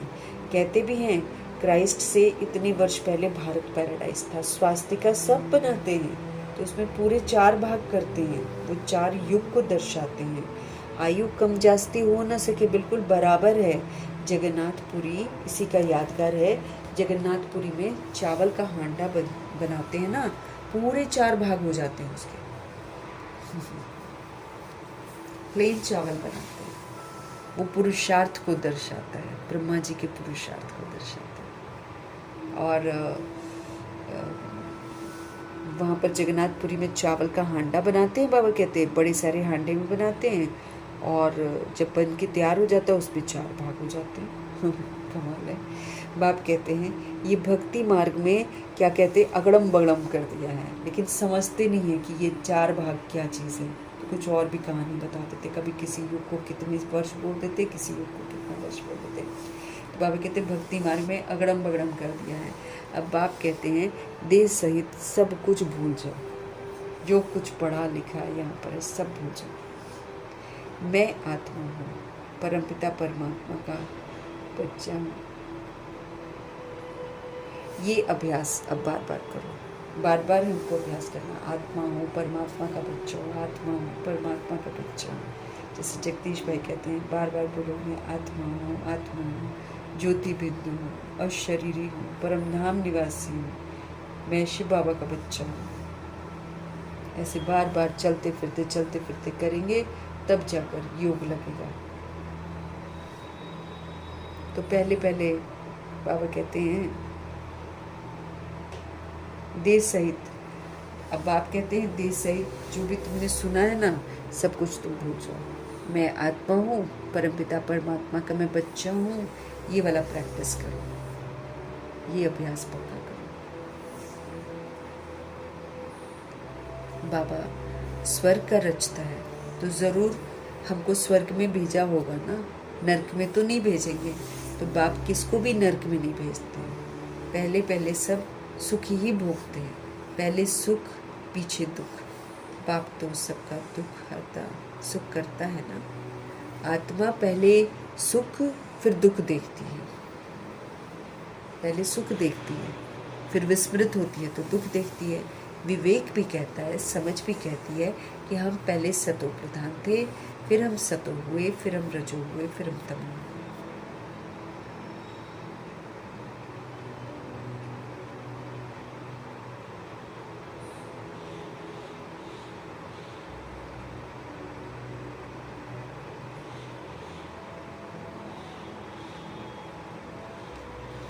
पहले सुख होता है, फिर बाद में दुख होता है। बाप तो सबका दुख हरता है, बाप तो सबको सुख देते हैं ना। आत्मा पहले सुख फिर दुख देखती है। तो विवेक यानी कि समझ कहती है कि हम पहले सतो प्रधान थे, फिर हम धीरे धीरे नीचे उतरे तो सतो हुए, फिर हम रजो हो गए, द्वापर युग में फिर हम तमो हो गए। अब समझ मिली है। अब रिटर्न नहीं करना है, अब तमो को छोड़ना है, रजो को छोड़ना है, सतो को भी छोड़कर फिर सतो प्रधान बनना है।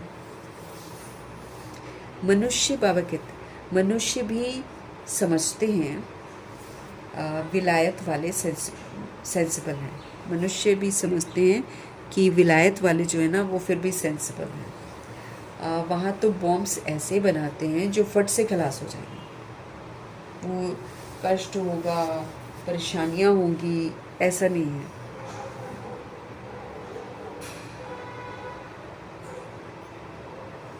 तो वहाँ तो बॉम्ब्स ऐसे बनाते हैं जो फट से खलास हो जाएगा। जैसे आजकल मुर्दे को बिजली पर फट से ख़त्म कर देते हैं, ऐसे बॉम्ब्स फेंकने से ऐसा नहीं, ऐसे बॉम्ब्स फेंकने से आग लग जाती है तो मनुष्य भी झट ख़त्म हो जाएंगे, बॉडीज़ सबकी झट से ख़त्म हो जाएगी। भंबोर को आग लगनी है, तूफान ऐसे आते हैं जो गांव के गांव ख़त्म हो जाते हैं।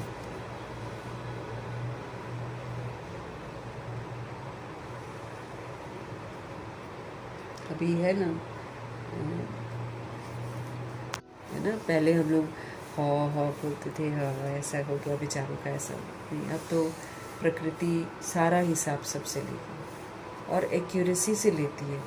जब वो बाबा के जो बच्चे होंगे, जो ऑनेस्ट होंगे, जब वो उनके पास आकर हिलेगी नहीं, उनके पास पानी नहीं आएगा, तो देखो वो कैसे पहचानती है सबको। तो जिसको पहचान जाती है ना, जो जिस अब कैसे लोग बच्चों को गले लगाकर भाग रहे हैं भूकंप में, कैसा लगता है। और जब जानवरों के बच्चों को खाते हैं और जानवरों को खाते हैं तो फिर इसलिए प्रकृति भी ऐसे ही फिर डरा डरा के मारती है फिर सबको, बॉडी को ख़त्म करती है ना, क्योंकि बॉडी के अभिमान में ही तो लोग खाते हैं।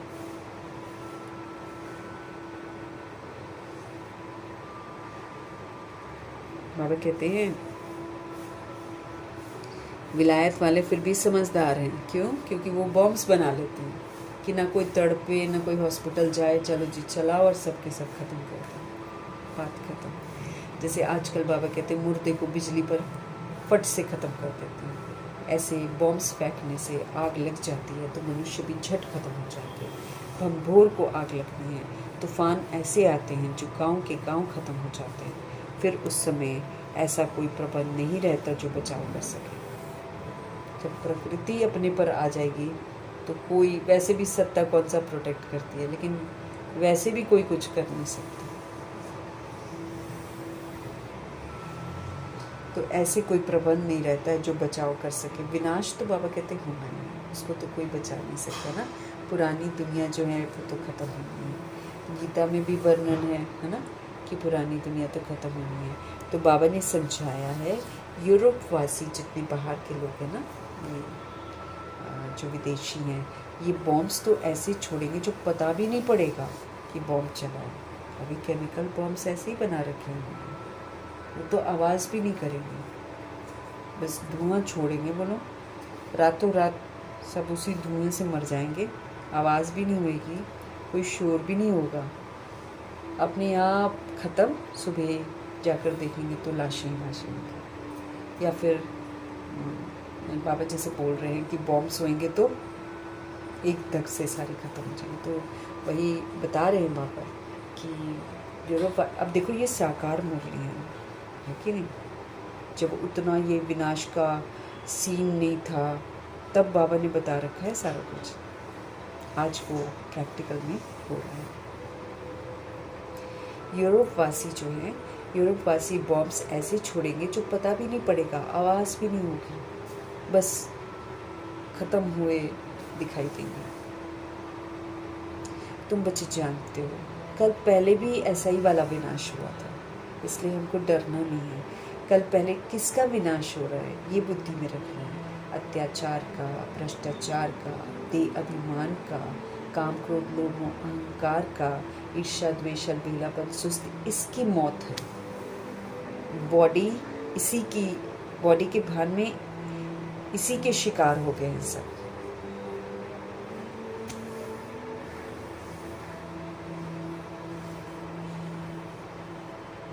तो इस समय यादव यूरोपवासी वॉर के लिए खड़े हैं और इधर जो है भारत में कौरव और यवन ये खड़े हो गए, और इधर बाबा के बच्चे पांडव है ना। तो जो सच्चे पांडव हैं, जो शुरू में सच्चे सच्चे पांडव हैं, वो तो दादियाँ वगैरह अव्यक्त हो गए हैं, इसलिए ये विनाश का सीन अब बन गया है कि सब कुछ विनाश हो जाएगा। तो जो भी बाबा कहते विनाश, पहले भी 5000 वर्ष पहले भी ऐसे ही हुआ था, अभी भी ऐसे ही होगा।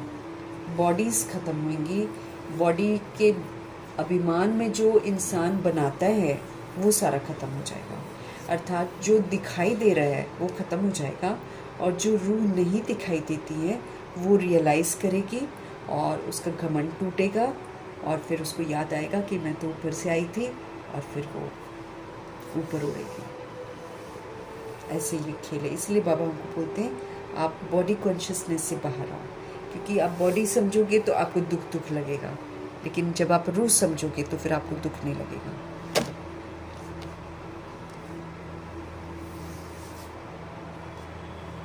आप फिर साक्षी होकर देखो और रूहों को सुकून पहुंचाओगे।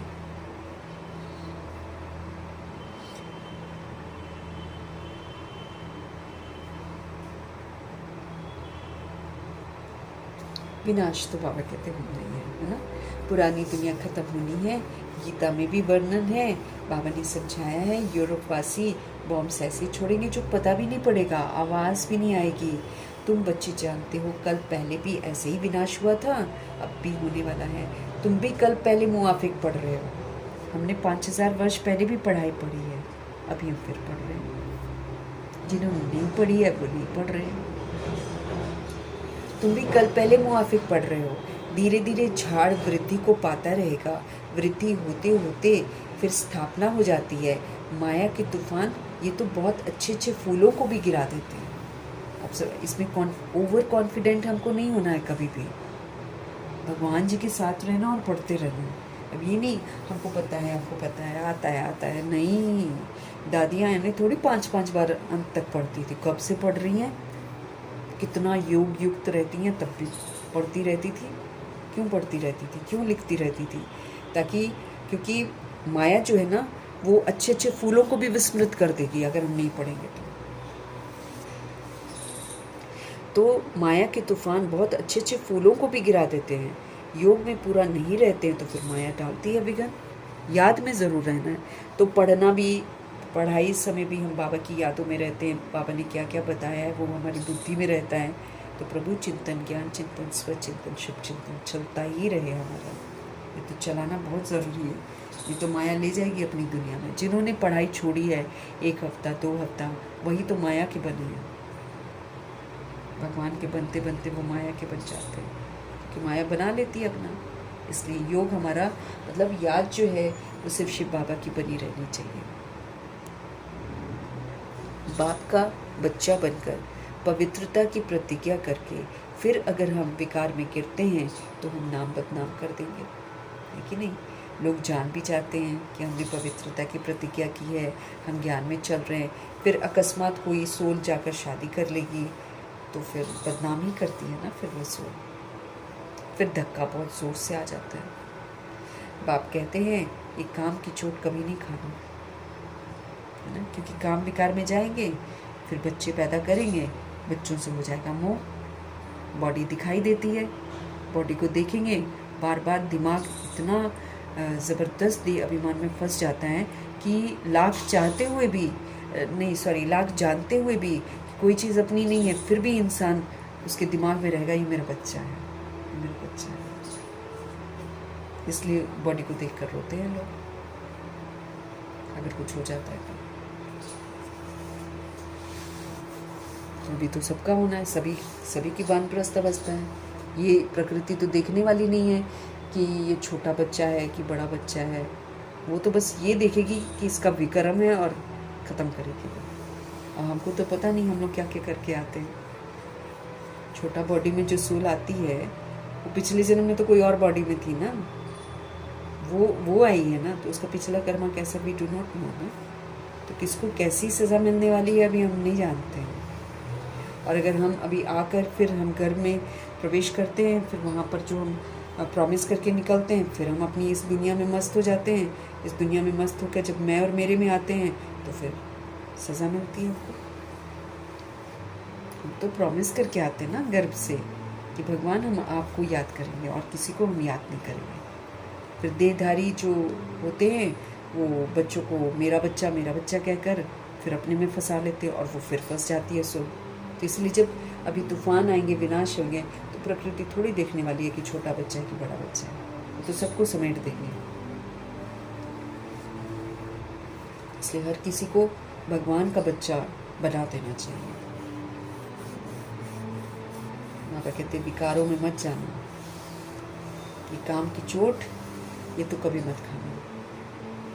बच्चे जानते हैं यहाँ रक्त की नदियाँ बहनी हैं, क्योंकि देखो फिर काम विकार में गए हैं तो फिर वही है कि पहले हमको मोह माया नहीं होती है, अब जो पार्टनर होता है उससे फिर भी मोह हट जाता है, लेकिन ये जो बच्चे हैं इनसे मोह नहीं हटता। बड़ा गहरा मोह है, खतरनाक मोह है। हाँ, इससे बाहर आना है। नष्ट मोहा, यही हमारा पेपर है कि हमारे सामने नज़रों के सामने छिनता हुआ दिखाई देगा, लेकिन मेरे मन में वो जो एक होता है ना, एक अपने के लिए कुछ एक दर्द जो होता है वो महसूस नहीं होना चाहिए।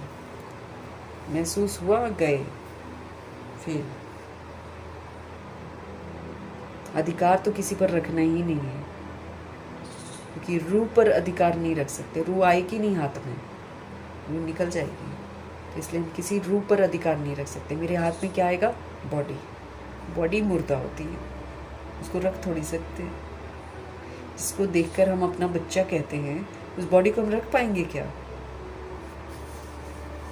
रूह नहीं आएगी मेरे हाथ, रूह मेरा बच्चा नहीं है। बस इसी बात को अपने आप को समझा के हमको नष्ट होना पड़ेगा। काम की चोट कभी मत खाना। बच्चे जानते हैं यहाँ पर रक्त की नदियाँ बहनी, भारत में तो खून खराबा होना है। देखो जिस तरह लोग इतने अस्त व्यस्त हो गए हैं, यूथ इतना अस्त व्यस्त हो गया। अभी जब बेरोज़गारी और चरम सीमा पर बढ़ जाएगी, है ना, लोग दर दर जब भूखे प्यासे एक दूसरे को नोचेंगे, चोरी करेंगे। ट्रिक्स देखो कितनी आ गई हैं। अगर इंसान ताले लगाता है, अगर इंसान सीसीटीवी लगाता है, तो उसको ख़त्म करने के लिए मूवीज़ बना रहे हैं कि कैसे लॉक्स खोलते हैं और कैसे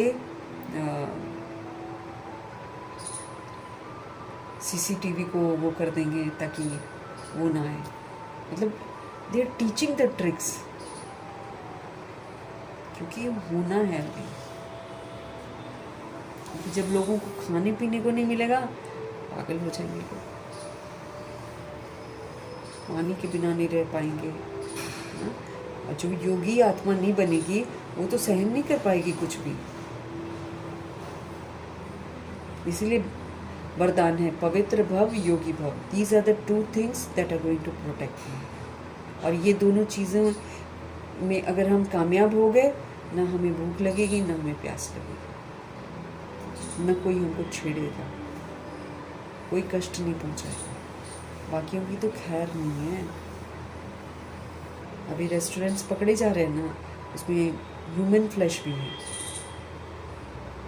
और पुराना मुंबई में कितने पकड़े जा रहे हैं, पुराना मांस है, उस पर कलर चढ़ा के बेचते हैं। एडल्ट्रेशन एक्सट्रीम पर चला गया। You can not trust anything, you can not trust milk, you cannot trust ghee, you cannot trust butter।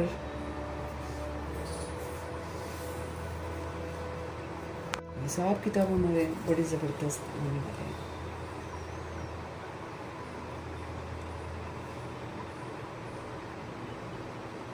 बाबा कहते हैं आप जानते हो यहाँ पर रक्त की नदियाँ बह रही हैं, खाने पीने के लिए, विकार के लिए, किसी का भी खून कर देंगे। अभी भी विकार में जाते, छोटी छोटी लड़कियों के साथ विकार में जाते तो उसको मार भी देते हैं।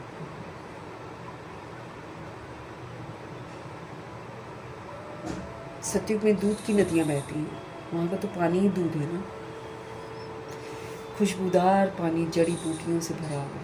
और फिर वहाँ पर बाबा ने ये भी बताया है कि वहाँ पर जो गाय होती है ना, उसको बोलते कामधेनु गाय, वो बहुत सारा मिल्क फ्री में देती है, वहाँ कोई खरीदता नहीं है।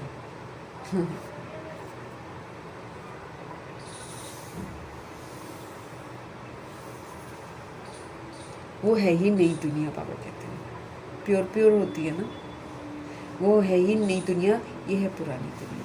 यहाँ पर गायों का कितना बुरा हाल है। कलयुग है ये, कलयुग। जब वो यूज़ नहीं होती है ना, मतलब यूज़ नहीं होती, तो उसका बीफ बना कर बेचते हैं, मार देते हैं उसको।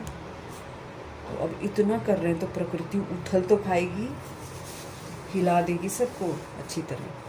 मीट कैसे खाया जाता है सब याद दिला देगी।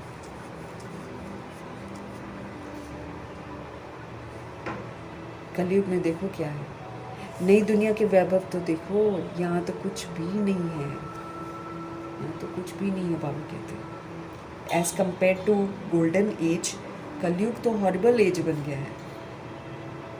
यहाँ तो ईंट सीमेंट के मकान को देखकर इतना इतराते हैं कि हमारे पास मकान है, वहाँ तो गोल्ड गोल्ड का सब कुछ है, और वहाँ लोग इतराते भी नहीं हैं। यूज़ करते हैं कि हमको यूज़ करना है और फिर छोड़ देना है, ये हमारा नहीं है, ये सोच से वो लोग पार्ट बजाते हैं। यहाँ है किसी का कुछ नहीं, सब किराएदार हैं, लेकिन मेरा है कि जकड़ इतनी ज़बरदस्त है कि पूछो मत।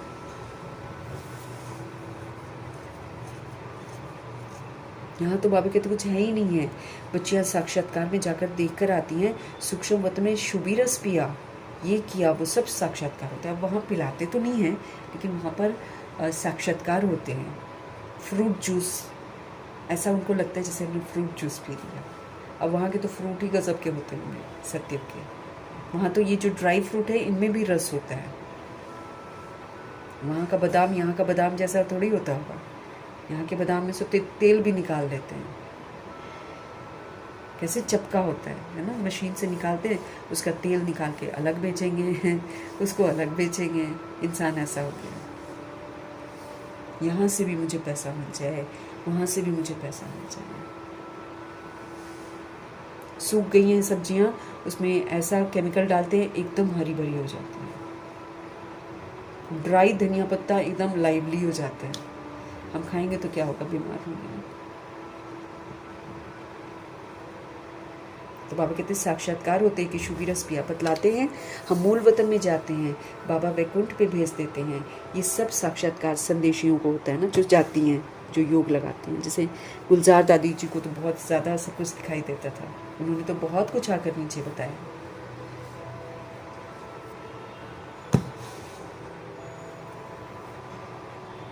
बाबा वैकुंठ में भेज देते हैं।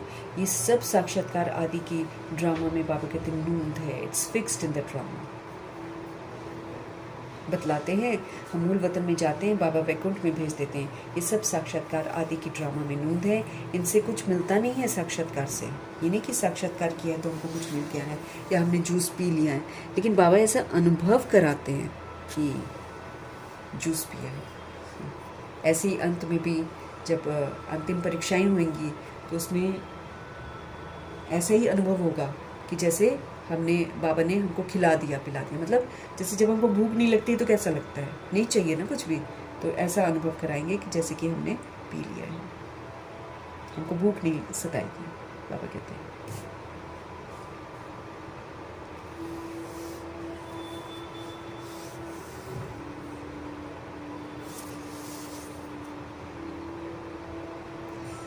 बहुत बच्चियाँ सूक्ष्म वतन में जाती थी, शुभी रस आदि पीती थी, आज वो लोग हैं नहीं। इसलिए बाबा कहते साक्षात्कार से कुछ नहीं होता है, क्योंकि बहुत सारी ऐसी हैं जिनको बाबा ने अनुभव कराया था, लेकिन वो चली गई वाम मार्ग में। जब बेगरी पार्ट चला था ना, तो बहुत सारी आत्माएं छोड़कर चली गई थी। अब जब बेगरी पार्ट चला तो ऐसा थोड़ी कि बाबा ने किसी को भूखा रखा है, लेकिन उन्होंने सोचे कि इनका तो पैसा ख़त्म हो गया है, अब क्या इनका चलेगा, चलो छोड़ देते हैं, ऐसा करके छोड़ दिया। और देखो बाबा ने कितना चलाया है। तो बाबा कहते ये साक्षात्कार से कुछ नहीं होता, ताकि कोई ये न कहे कि भाई मुझे नहीं साक्षात्कार हुआ, क्योंकि बाबा कहते बहुत सारे लोगों ने साक्षात्कार किया था और सूक्ष्म वतन में जाती थी, शुभी रस आदि भी पीती थी, आज वो लोग नहीं। अच्छे अच्छे फर्स्ट क्लास बच्चे गुम हो गए। बहुत ध्यान दीदार में जाने वालों ने जाकर शादी भी कर ली है। जो लोग बहुत ध्यान में जाते थे, सूक्ष्म वतन देख कर आते थे, मूल वतन के राज आकर बताते थे, बाबा कहते चले गए, शादी कर ली उन्होंने। इसलिए साक्षात्कार पर डिपेंडेंट नहीं होना है। बहुत ध्यान दीदार में जाने वालों ने जाकर शादी की। वंडर लगता है माया कैसी है, तकदीर कैसे उल्टी पलट देती है।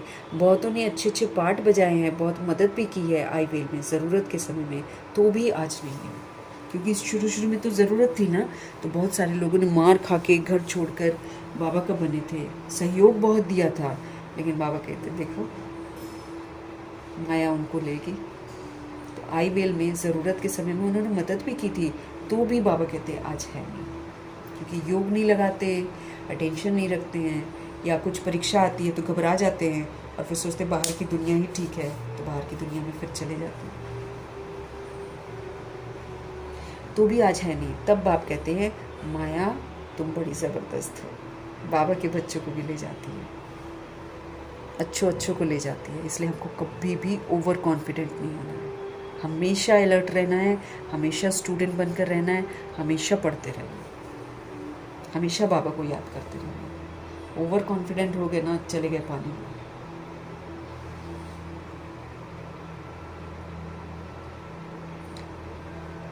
माया तुम बड़ी ज़बरदस्त हो, माया से तुम्हारी युद्ध चलती है, हमारी ही कमी कमज़ोरियाँ हैं माया, तो हमारी युद्ध चलती है, हम कमी कमज़ोरियों को जीतने का प्रयास कर रहे हैं। इसको कहा जाता है योग बल की लड़ाई। याद में रहकर हमको इस पर जीत प्राप्त करनी है। योग बल से क्या प्राप्ति होती है किसी को पता नहीं है, सिर्फ भारत का प्राचीन योग कह देते हैं।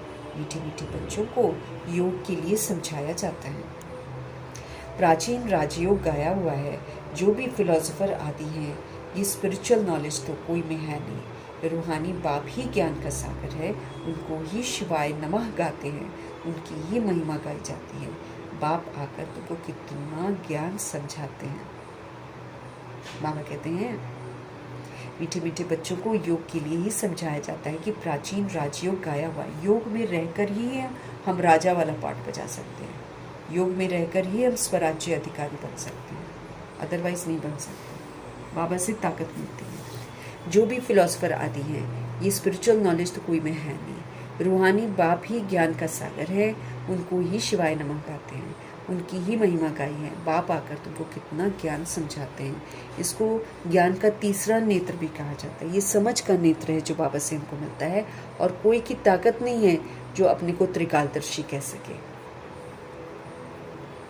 त्रिकालदर्शी सिर्फ ब्राह्मण ही होते हैं, जिन ब्राह्मणों के द्वारा यज्ञ रचा है, रुद्र ज्ञान यज्ञ रचा है। रुद्र शिव को भी कहते हैं, अनेक नाम रख दिए हैं। हर एक देश में नाम अलग अलग बहुत हैं, सिवाय एक बाप के और किसी के इतने नाम नहीं हैं। बबुलनाथ भी इनको कहते हैं। बबुल उनको कहा जाता है जिसमें कांटे होते हैं। बाबा कांटों को फूल बनाने वाले हैं ना, इसलिए उनको बबुलनाथ कहते हैं। ऐसे वैद्यनाथ हैं, वो हम बीमार रूहों को ठीक करते हैं तो वैद्यनाथ हो गए। ज्ञान रूपी सोमरस पिलाते हैं तो सोमनाथ हो गए। ऐसे करके बाबा के सारे नाम भिन्न भिन्न कर्तव्यों पर आधारित हैं। बॉम्बे में वहाँ बहुत मेला लगता है, अर्थ कुछ भी नहीं समझते हैं। बाप बैठकर समझाते हैं। उनका राइट नाम है शिव। व्यापारी लोग भी बिंदी को शिव कह देते हैं। 1-2 गिनती जब करते हैं ना, 10 पर आएंगे तो कहेंगे शिव।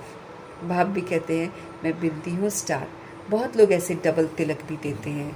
माता और पिता, ज्ञान सूर्य, ज्ञान चंद्रमा की निशानी है, और वो अर्थ नहीं जानते, बस यूं ही 2 टीके लगा लेते हैं। तो बाबा योग पर समझा रहे थे, योग कितना मशहूर है, प्राचीन राजयोग जो बाबा सिखाते हैं। अभी तुम बच्चे योग अक्षर छोड़ दो, अब तुम क्या करो कि तुम सिर्फ मुझे याद करो। बाप कहते हैं योग अक्षर से समझेंगे नहीं, याद से समझ जाएंगे। योग थोड़ा कॉम्प्लिकेटिंग उनको लगता है कि एक्सरसाइज वगैरह करनी पड़ेगी। बाप को बहुत याद करना है।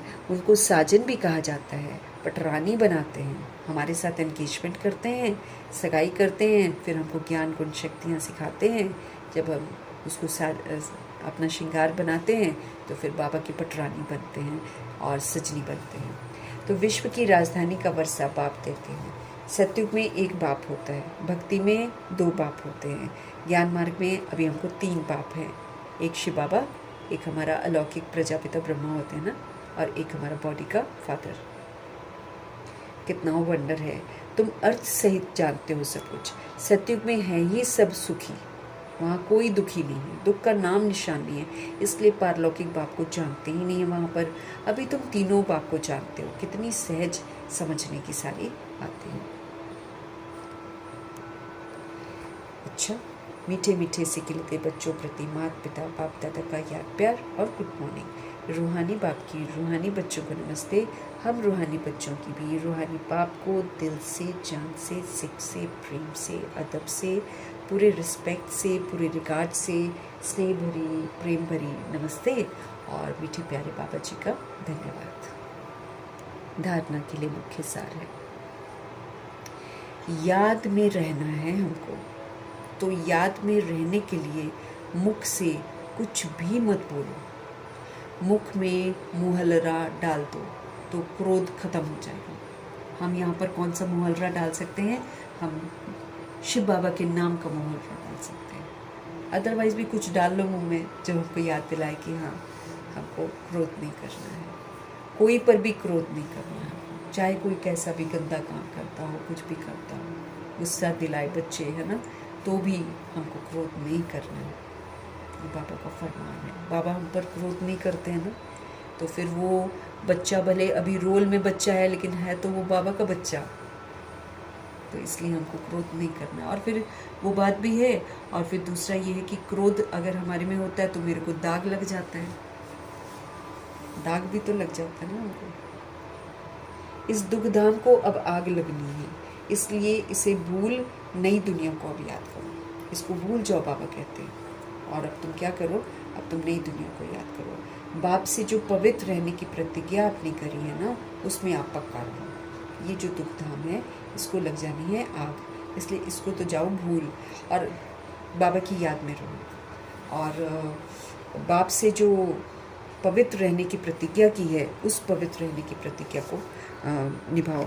और पवित्र रहने की प्रतिज्ञा मतलब क्या है? एक बात तो सुनो। दिस इज ऑल्सो वन प्रतिज्ञा ना, कि एक बाबा को याद करेंगे और किसी को याद नहीं करेंगे। ये भी तो प्योरिटी है।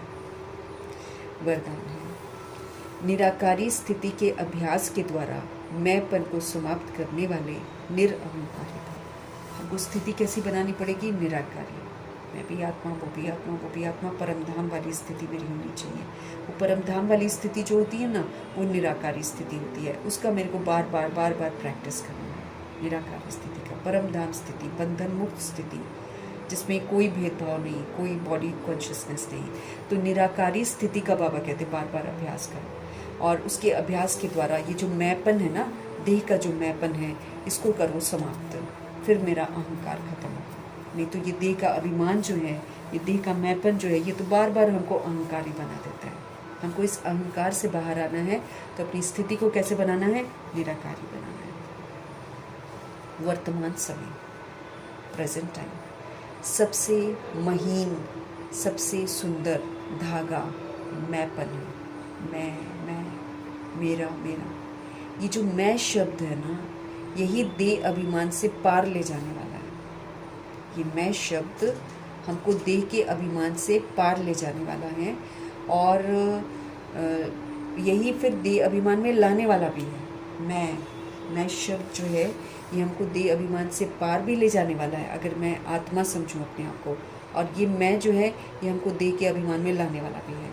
जब मैंपन उल्टे रूप में होता है, बॉडी कॉन्शियसनेस वाला होता है, तो बाप का प्यारा बनाने के बजाय कोई ना कोई आत्मा के प्यारा बना जाते हैं, नाम मन शान का प्यारा बना देता है। जब हमारे अंदर में बॉडी कॉन्शियसनेस वाला मैं आता है तो फिर हम देहधारियों से जुड़ जाते हैं और फिर नाम मान शान के साथ, देह का नाम, देह का मान, देह का शान, इसके साथ हम जुड़ जाते हैं।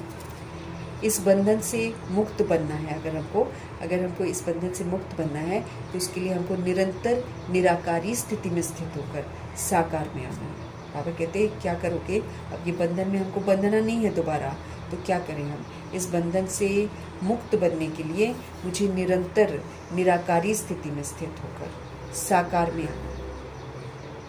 पहले मैं आत्मिक स्थिति में स्थित रहूं और फिर आत्मिक स्थिति या अव्यक्त स्थिति में स्थित होकर फिर मैं बॉडी से पार्ट में जाऊँ, ताकि मेरे को याद रहे कि मैं आत्मा ये कर रही हूँ, मैं आत्मा वो कर रही हूँ। जैसे मम्मा प्रैक्टिस करती थी, मैं आत्मा अनाज साफ करवा रही हूँ अपने कर्म इंद्रियों से, मैं आत्मा ये कार्य करवा रही हूँ, ऐसे करती थी प्रैक्टिस। ऐसे हमको भी बाबा बोल रहे हैं, आप पहले अपनी निराकारी स्थिति में स्थित हो जाओ कि मैं आत्मा हूँ ना, और निराकारी हूँ, ज्योति बिंदु हूँ, और फिर करावन हर्षि बाबा मुझसे करा रहे हैं, तो अब मुझ आत्मा को अपने कर्म इंद्रियों से कराना है। इस बंधन से मुक्त बनने के लिए निरंतर निराकारी स्थिति में स्थित होकर साकार में आओ। इस अभ्यास को नेचुरल नेचर बना दो। ये जो प्रैक्टिस है इसको बिल्कुल स्वाभाविक नेचर बना दो, तो हमारा अहंकार खत्म हो जाएगा। हम क्या बन जाएंगे? निरअहंकारी बन जाएंगे। तो निराकारी स्थिति का अभ्यास करना है, तो ताकि ये जो देह का मैंपन है ये समाप्त हो जाए। जब देह का मैंपन समाप्त हो जाएगा तो हमारा अहंकार भी खत्म हो जाएगा।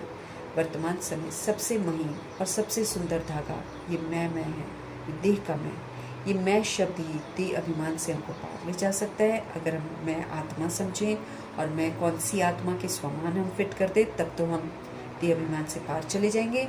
लेकिन ये देह अभिमान में लाने वाला भी है। जब मैं आत्मा अपने आप को बॉडी समझती हूँ, नाम रूप समझती हूँ, जब मैंपन उल्टे रूप में आता है तो बाप का प्यारा बनने की बजाय हम आत्माओं के प्यारे बनने लग जाते हैं और नाम मान शाम में फंस जाते हैं। इस बंधन से अब हमको मुक्त बनना है। तो फिर बाबा कहते हैं निराकारी स्थिति में स्थित हो जाओ कि मैं आत्मा हूँ, परमधाम निवासी आत्मा हूँ। फिर निराकारी स्थिति में स्थित होकर मैं आत्मा फिर इस बॉडी के कर्म इंद्रियों से कार्य करें।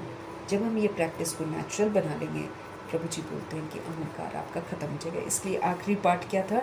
निराकारी, निरअहंकारी, निर्विकारी। यही पार्ट था ना। मनसा निराकारी बनाओ तो वाचा मेरी निरअहंकारी बन जाएगी और कर्मणा हमारे निर्विकारी बन जाएंगे। क्योंकि वाचा को भी निरअहंकारी बनाना है। जैसे कल हमने पढ़ा था, आपकी भाषा योग युक्त होनी चाहिए, युक्ति युक्त होनी चाहिए, सार युक्त होनी चाहिए, स्मृति युक्त होनी चाहिए, है ना। इस तरह से बोलने हमको, इसके अतिरिक्त जितने भी बोल हम बोलते हैं उससे हम दूसरी सोल को श्रापित कर देते हैं। हम कमज़ोर बोलते हैं तो हम खुद को भी श्रापित कर देते हैं। सुबह से शाम तक बाबा कहते हैं अपने बोल को चेक करो, कैसे बोलते हो। अपने संकल्पों को चेक करो, कैसे संकल्प करते हो। अपने कर्मों को चेक करो, आप कैसे कर्म करते हो। क्यों? क्योंकि तुम अपनी किस्मत खुद ही लिख रहे हो। फिर जो तुम कर रहे हो उसका परिणाम भी भुगतोगे तुम, और वही फिर पास होकर फिर तुम्हारे पास आएगा। तो बाबा बोलते हैं तुम जब करते हो, सोचते हो, बोलते हो, तो तुम अपनी लेखनी खुद ही लिखते हो, तुम अपना खुद ही भाग्य लिखते हो। इसलिए हमको निरअहंकार भी बनना है। लेकिन उसके पहले मेरे को क्या करना पड़ेगा? अपनी स्थिति को निराकारी बनाना पड़ेगा। बार बार आत्मा का पाठ ही मुझे पक्का करना पड़ेगा। स्लोगन है, किसी की बुरी व अच्छी बात सुनकर संकल्प में भी घृणा भाव आना, ये भी परमत है। We can not hate anyone, we can not love anyone bodily, लेकिन हाँ रूहानी प्यार करना है तो सभी रूहों को एक जैसा प्यार करना है। आतंकवादी से भी वैसा ही प्यार, तो घर वाले बच्चे से भी वैसा ही प्यार,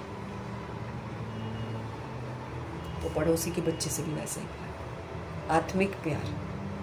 आत्मिक प्यार एक जैसा होगा। जिस्मानी प्यार बदल जाता है, किसी के साथ कैसा, किसी के साथ कैसा हो जाता है। तो किसी की बुरी व अच्छी बात सुनकर, कोई बुरा बोल जाता है, कोई अच्छी बोल जाता है, तो किसी की बुरी या अच्छी बात सुनकर मेरे संकल्प में किसी के प्रति भी घृणा भाव नहीं आना चाहिए। ये भी परमत है। घृणा आ गई मतलब दूसरे ने कुछ किया और मुझे उससे नफरत आ गई, तो क्या हो गया? परमत हो गई ना। ऐसे ही हमको लोग डुबाने के लिए बहुत कुछ करेंगे, लेकिन अगर हम डूब गए तो मतलब वो परमत है। अगला बिहेव कर रहा है बैड ताकि मैं विस्मृत हो जाऊं।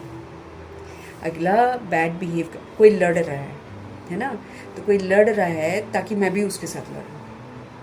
ठीक, वो मेरे को मत दे रहा है लड़ने की, बहस करने की। अगर तो मैं भी लड़ गई तो मैं परमत पर चली गई। किसी की बुरी और अच्छी बात जो है ना, ये परमत है। मुझे प्रभाव मुक्त रहना, मुझे ना किसी से घृणा करनी है और ना मुझे किसी के आकर्षण में आना, क्योंकि आज जो अच्छी बात बोल रहा है कल आपको बुरी बात भी बोल जाएगा, और आज जो बुरी बात बोल रहा है वो कल को आपको अच्छी बात भी बोल देगा। कोई भी पेपर आएगा। और हमको भगवान जी कैसे बना रहे हैं? प्रभाव मुक्त, लगाव मुक्त, दबाव मुक्त, एकदम स्वतंत्र निराकारी आत्मा, जिस पर दुनिया के मतलब दुनिया की सारी आत्माएं कुछ भी बोलती रहे, उन पर कोई फर्क नहीं पड़ेगा। जैसे हमारे ब्रह्मा जी सबूत हैं, हमारे ब्रह्मा जी, इसलिए हमारे लिए कोई एक्सक्यूज नहीं है। जब वो कर सकते हैं तो बाबा कहते तुम भी कर सकते हो। अव्यक्त इशारे हमको रोज मिल रहे हैं, किसके? अपवित्रता के बीज को खत्म करने के। पवित्रता कितनी गहरी है वो बाबा दर्शा रहे हैं। जो हम संपूर्ण पवित्रता में पढ़ते हैं उसको संक्षेप में यहाँ पर बताया जा रहा है। कैसे कल बोल रहे थे भगवान कि अगर आपकी है ओरिजिनल सतो प्रधान स्थिति, अगर आप उस सतो प्रधान स्थिति से नीचे आकर पाठ बजा रहे हो तो आपको समझना चाहिए कि आपका पाप का खाता जमा हो रहा है। अगर आप सतोगुणी आत्मा बनकर पाठ नहीं बजा रहे हो, आपका पाप का खाता जमा हो रहा है। सतो प्रधान स्थिति, प्योर एकदम, प्योर संकल्प, प्योर बोल, pure Karma. And if I am not in that state of आत्मिक स्थिति, मेरा पाप मतलब मेरा जमा हुए जा रहा पापों का खाता। फिर चाहे दुनिया की कोई भी आत्मा कैसा भी पाठ बजाए, I should be stable with my, I should be stable with my part. स्थिर है ना, जिसके लिए बाबा कहते हैं रोज संकल्प करो, मैं आत्मा स्थिर हूँ, मैं आत्मा शांत हूँ, अचल हूँ, अडोल हूँ। Remind your self again and again so that when situations come I should remember कि मुझे तो स्टेबल रहना है, मुझे तो शांत रहना, चाहे कुछ भी हो जाए। कल को मैं बाबा को नहीं बोल सकती बाबा बात ऐसी थी, मैं ये नहीं बोल सकती बाबा उसने एक्सट्रीम मुझे बोल दिया था, मुझसे बर्दाश्त। He is not going to listen. बाबा कहते तुम अपने भाग्य को नूंद रहे हो। अपवित्रता का बीज, इसको समाप्त करना है और एकदम संपूर्ण स्वच्छ, एकदम साफ, बेदाग, पवित्र आत्मा बनना। आज क्या बता रहे हैं भगवान जी? संकल्प व स्वप्न में भी जब अपवित्रता का अंश संकल्प व स्वप्न में भी जब अपवित्रता का अंश मात्र न हो, तब कहेंगे कि ये सच्चा ब्राह्मण है। आप देख लो ब्राह्मण किसको बोल रहे हैं भगवान जी। हम अपने आप को सब कोई बोलते ना, हम ब्रह्मा कुमार ब्रह्मा कुमारी हैं, अपने आप को राजयोगी का टाइटल भी दे देते हैं। अब देख लो बाबा क्या बोल रहे हैं। थॉट में भी, हमारे ड्रीम में भी कभी भी अपवित्रता का अंश मात्र न हो, तब कहा जाएगा कि हाँ ये सच्चा ब्राह्मण है। नहीं तो वही 5 तरह के ब्राह्मण हैं, एक नामधारी, एक कथा सुनाने वाले, एक खाने वाले, एक कलेक्शन करने वाले और एक पुष्करनी। ये जो पुष्करनी ब्राह्मण है, ये वो ब्राह्मण है जिनके संकल्प और स्वप्न में भी अपवित्रता नहीं है। और अपवित्रता तो ओहो विस्तार ही विस्तार है। इसी धारणा के लिए कायन है कि प्राण जाए पर धर्म न जाए, जान क्यों न चली जाए, लेकिन स्वधर्म में रहना है।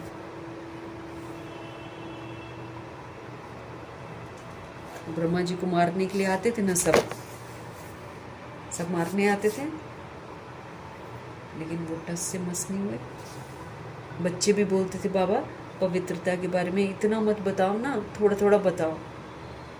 इसी से डर रहे थे वो, प्योरिटी पर ही बोला था, प्योर रहकर प्योरिटी पर बोला था।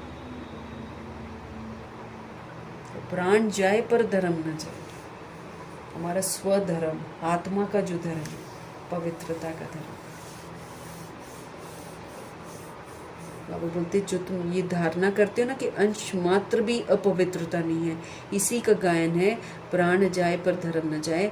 ऐसी हिम्मत, ऐसा दृढ़ निश्चय करने वाले किसी भी प्रकार की परिस्थिति में अपने धर्म अर्थात धारणा के प्रति कुछ भी त्याग करना पड़े, कुछ भी सहन करना पड़े, सामना करना पड़े, साहस रखना पड़े, खुशी खुशी से करते हैं, पीछे नहीं हटते कभी भी। मम्मा, बाबा, दादियाँ, beautiful examples in front of us. मम्मा डरी थी क्या? अदालत चली गई थी प्योरिटी को लेकर कि हमारा मन है, हम रहना चाहते हैं, और केस जीत भी गई थी।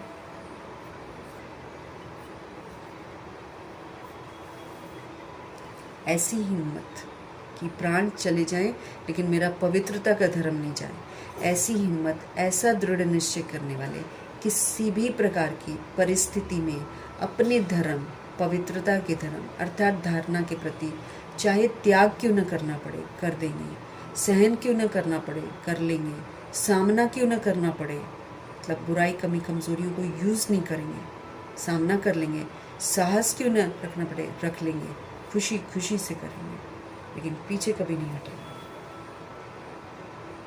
लेकिन हमको ये ध्यान रखना है कि हमें अपने कॉन्सेप्ट में प्योरिटी का जो कॉन्सेप्ट है कि प्योरिटी बाबा बोलते किसको है वो बिल्कुल क्लियर होना चाहिए। बार बार हमको अपने आप को पक्का कराना है, this is purity, this is impurity, और बार बार इसको ध्यान में रखते हुए फिर रोज़ अपना चेक करना है। अब सबसे बड़ी प्योरिटी तो है एक बाप दूसरा न कोई। फिर दिन में देखना है कि एक बाप को छोड़कर मैंने और किसको याद किया, कौन सी वस्तु वैभव मुझे याद आई, कौन सा व्यक्ति मुझे याद आया, वो तो फिर मेरा दुश्मन है। जो मुझे याद आ रहा है वो तो मेरा दुश्मन है। Again I have to divert my mind towards God. बार बार मेरे को अपना बुद्धि का योग भगवान जी की तरफ लगाना ही पड़ेगा। That is purity. अब हमारी सगाई हो गई है वफादारी पूरी बाबा के साथ। वफादारी कैसे? जो बाबा कहे वही। संगम युग में क्या करना है? पूरा समय मुझे बाबा के साथ रहना है, उनकी श्रीमत पर चलना है। अगर मैं आत्मा उनकी श्रीमत पर चल रही हूँ तो मैं उनके साथ हूँ, उनके साथ रह रही हूँ। और जब मैं उनके साथ संगम युग में रहूँगी तो मैं बाबा के साथ घर वापस जाऊँगी बिना सज़ा खाए, तो मैं न्यू दुनिया में नारायण जी के साथ आऊँगी। प्योरिटी बहुत गहरी है, तो शुक्र है परमात्मा का। पवित्रता बहुत गहरी है।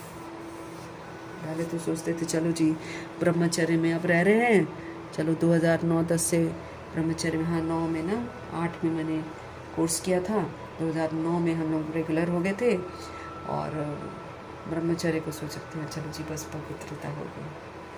अब पता चला ब्रह्मा जी का पूरा आचरण, कर्म योगी फरिश्ते का, कर्मातीत का, संपूर्ण पवित्रता का सारा मेरे अंदर आए, तब जाकर हम संपूर्ण पवित्र कहलाएंगे। क्या बोल रहे हैं भगवान जी? अंश मात्र भी अगर अपवित्रता तुम्हारे स्वप्न में भी है, तुम्हारे थॉट में भी है, तो तुम तो ब्राह्मण भी नहीं हो, सच्चा ब्राह्मण। नकली ब्राह्मण है फिर नामधारी हैं और कथा सुनाने वाले हैं, या खाने पीने वाले हैं, या कलेक्शन करने वाले हैं। वी नीड टू बिकम सच्चा ब्राह्मण। सच्चा ब्राह्मण एक बाप दूसरा नहीं।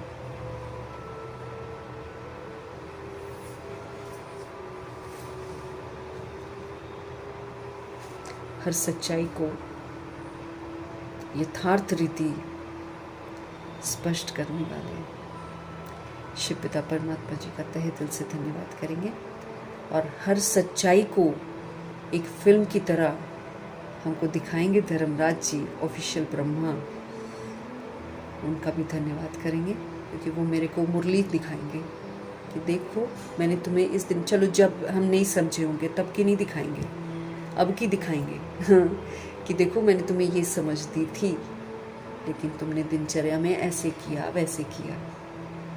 मूवी दिखाएंगे मेरी। अगर गड़बड़ होएगी ना तो ऑफिशियल ब्रह्मा जी खड़े हो जाएंगे, जिनको हम देख नहीं सकते हैं, मजाक में नहीं लेना है, सांस भी नहीं ले पाते हैं जब ये अपने स्वरूप में आते हैं ऑफिशियल ब्रह्मा।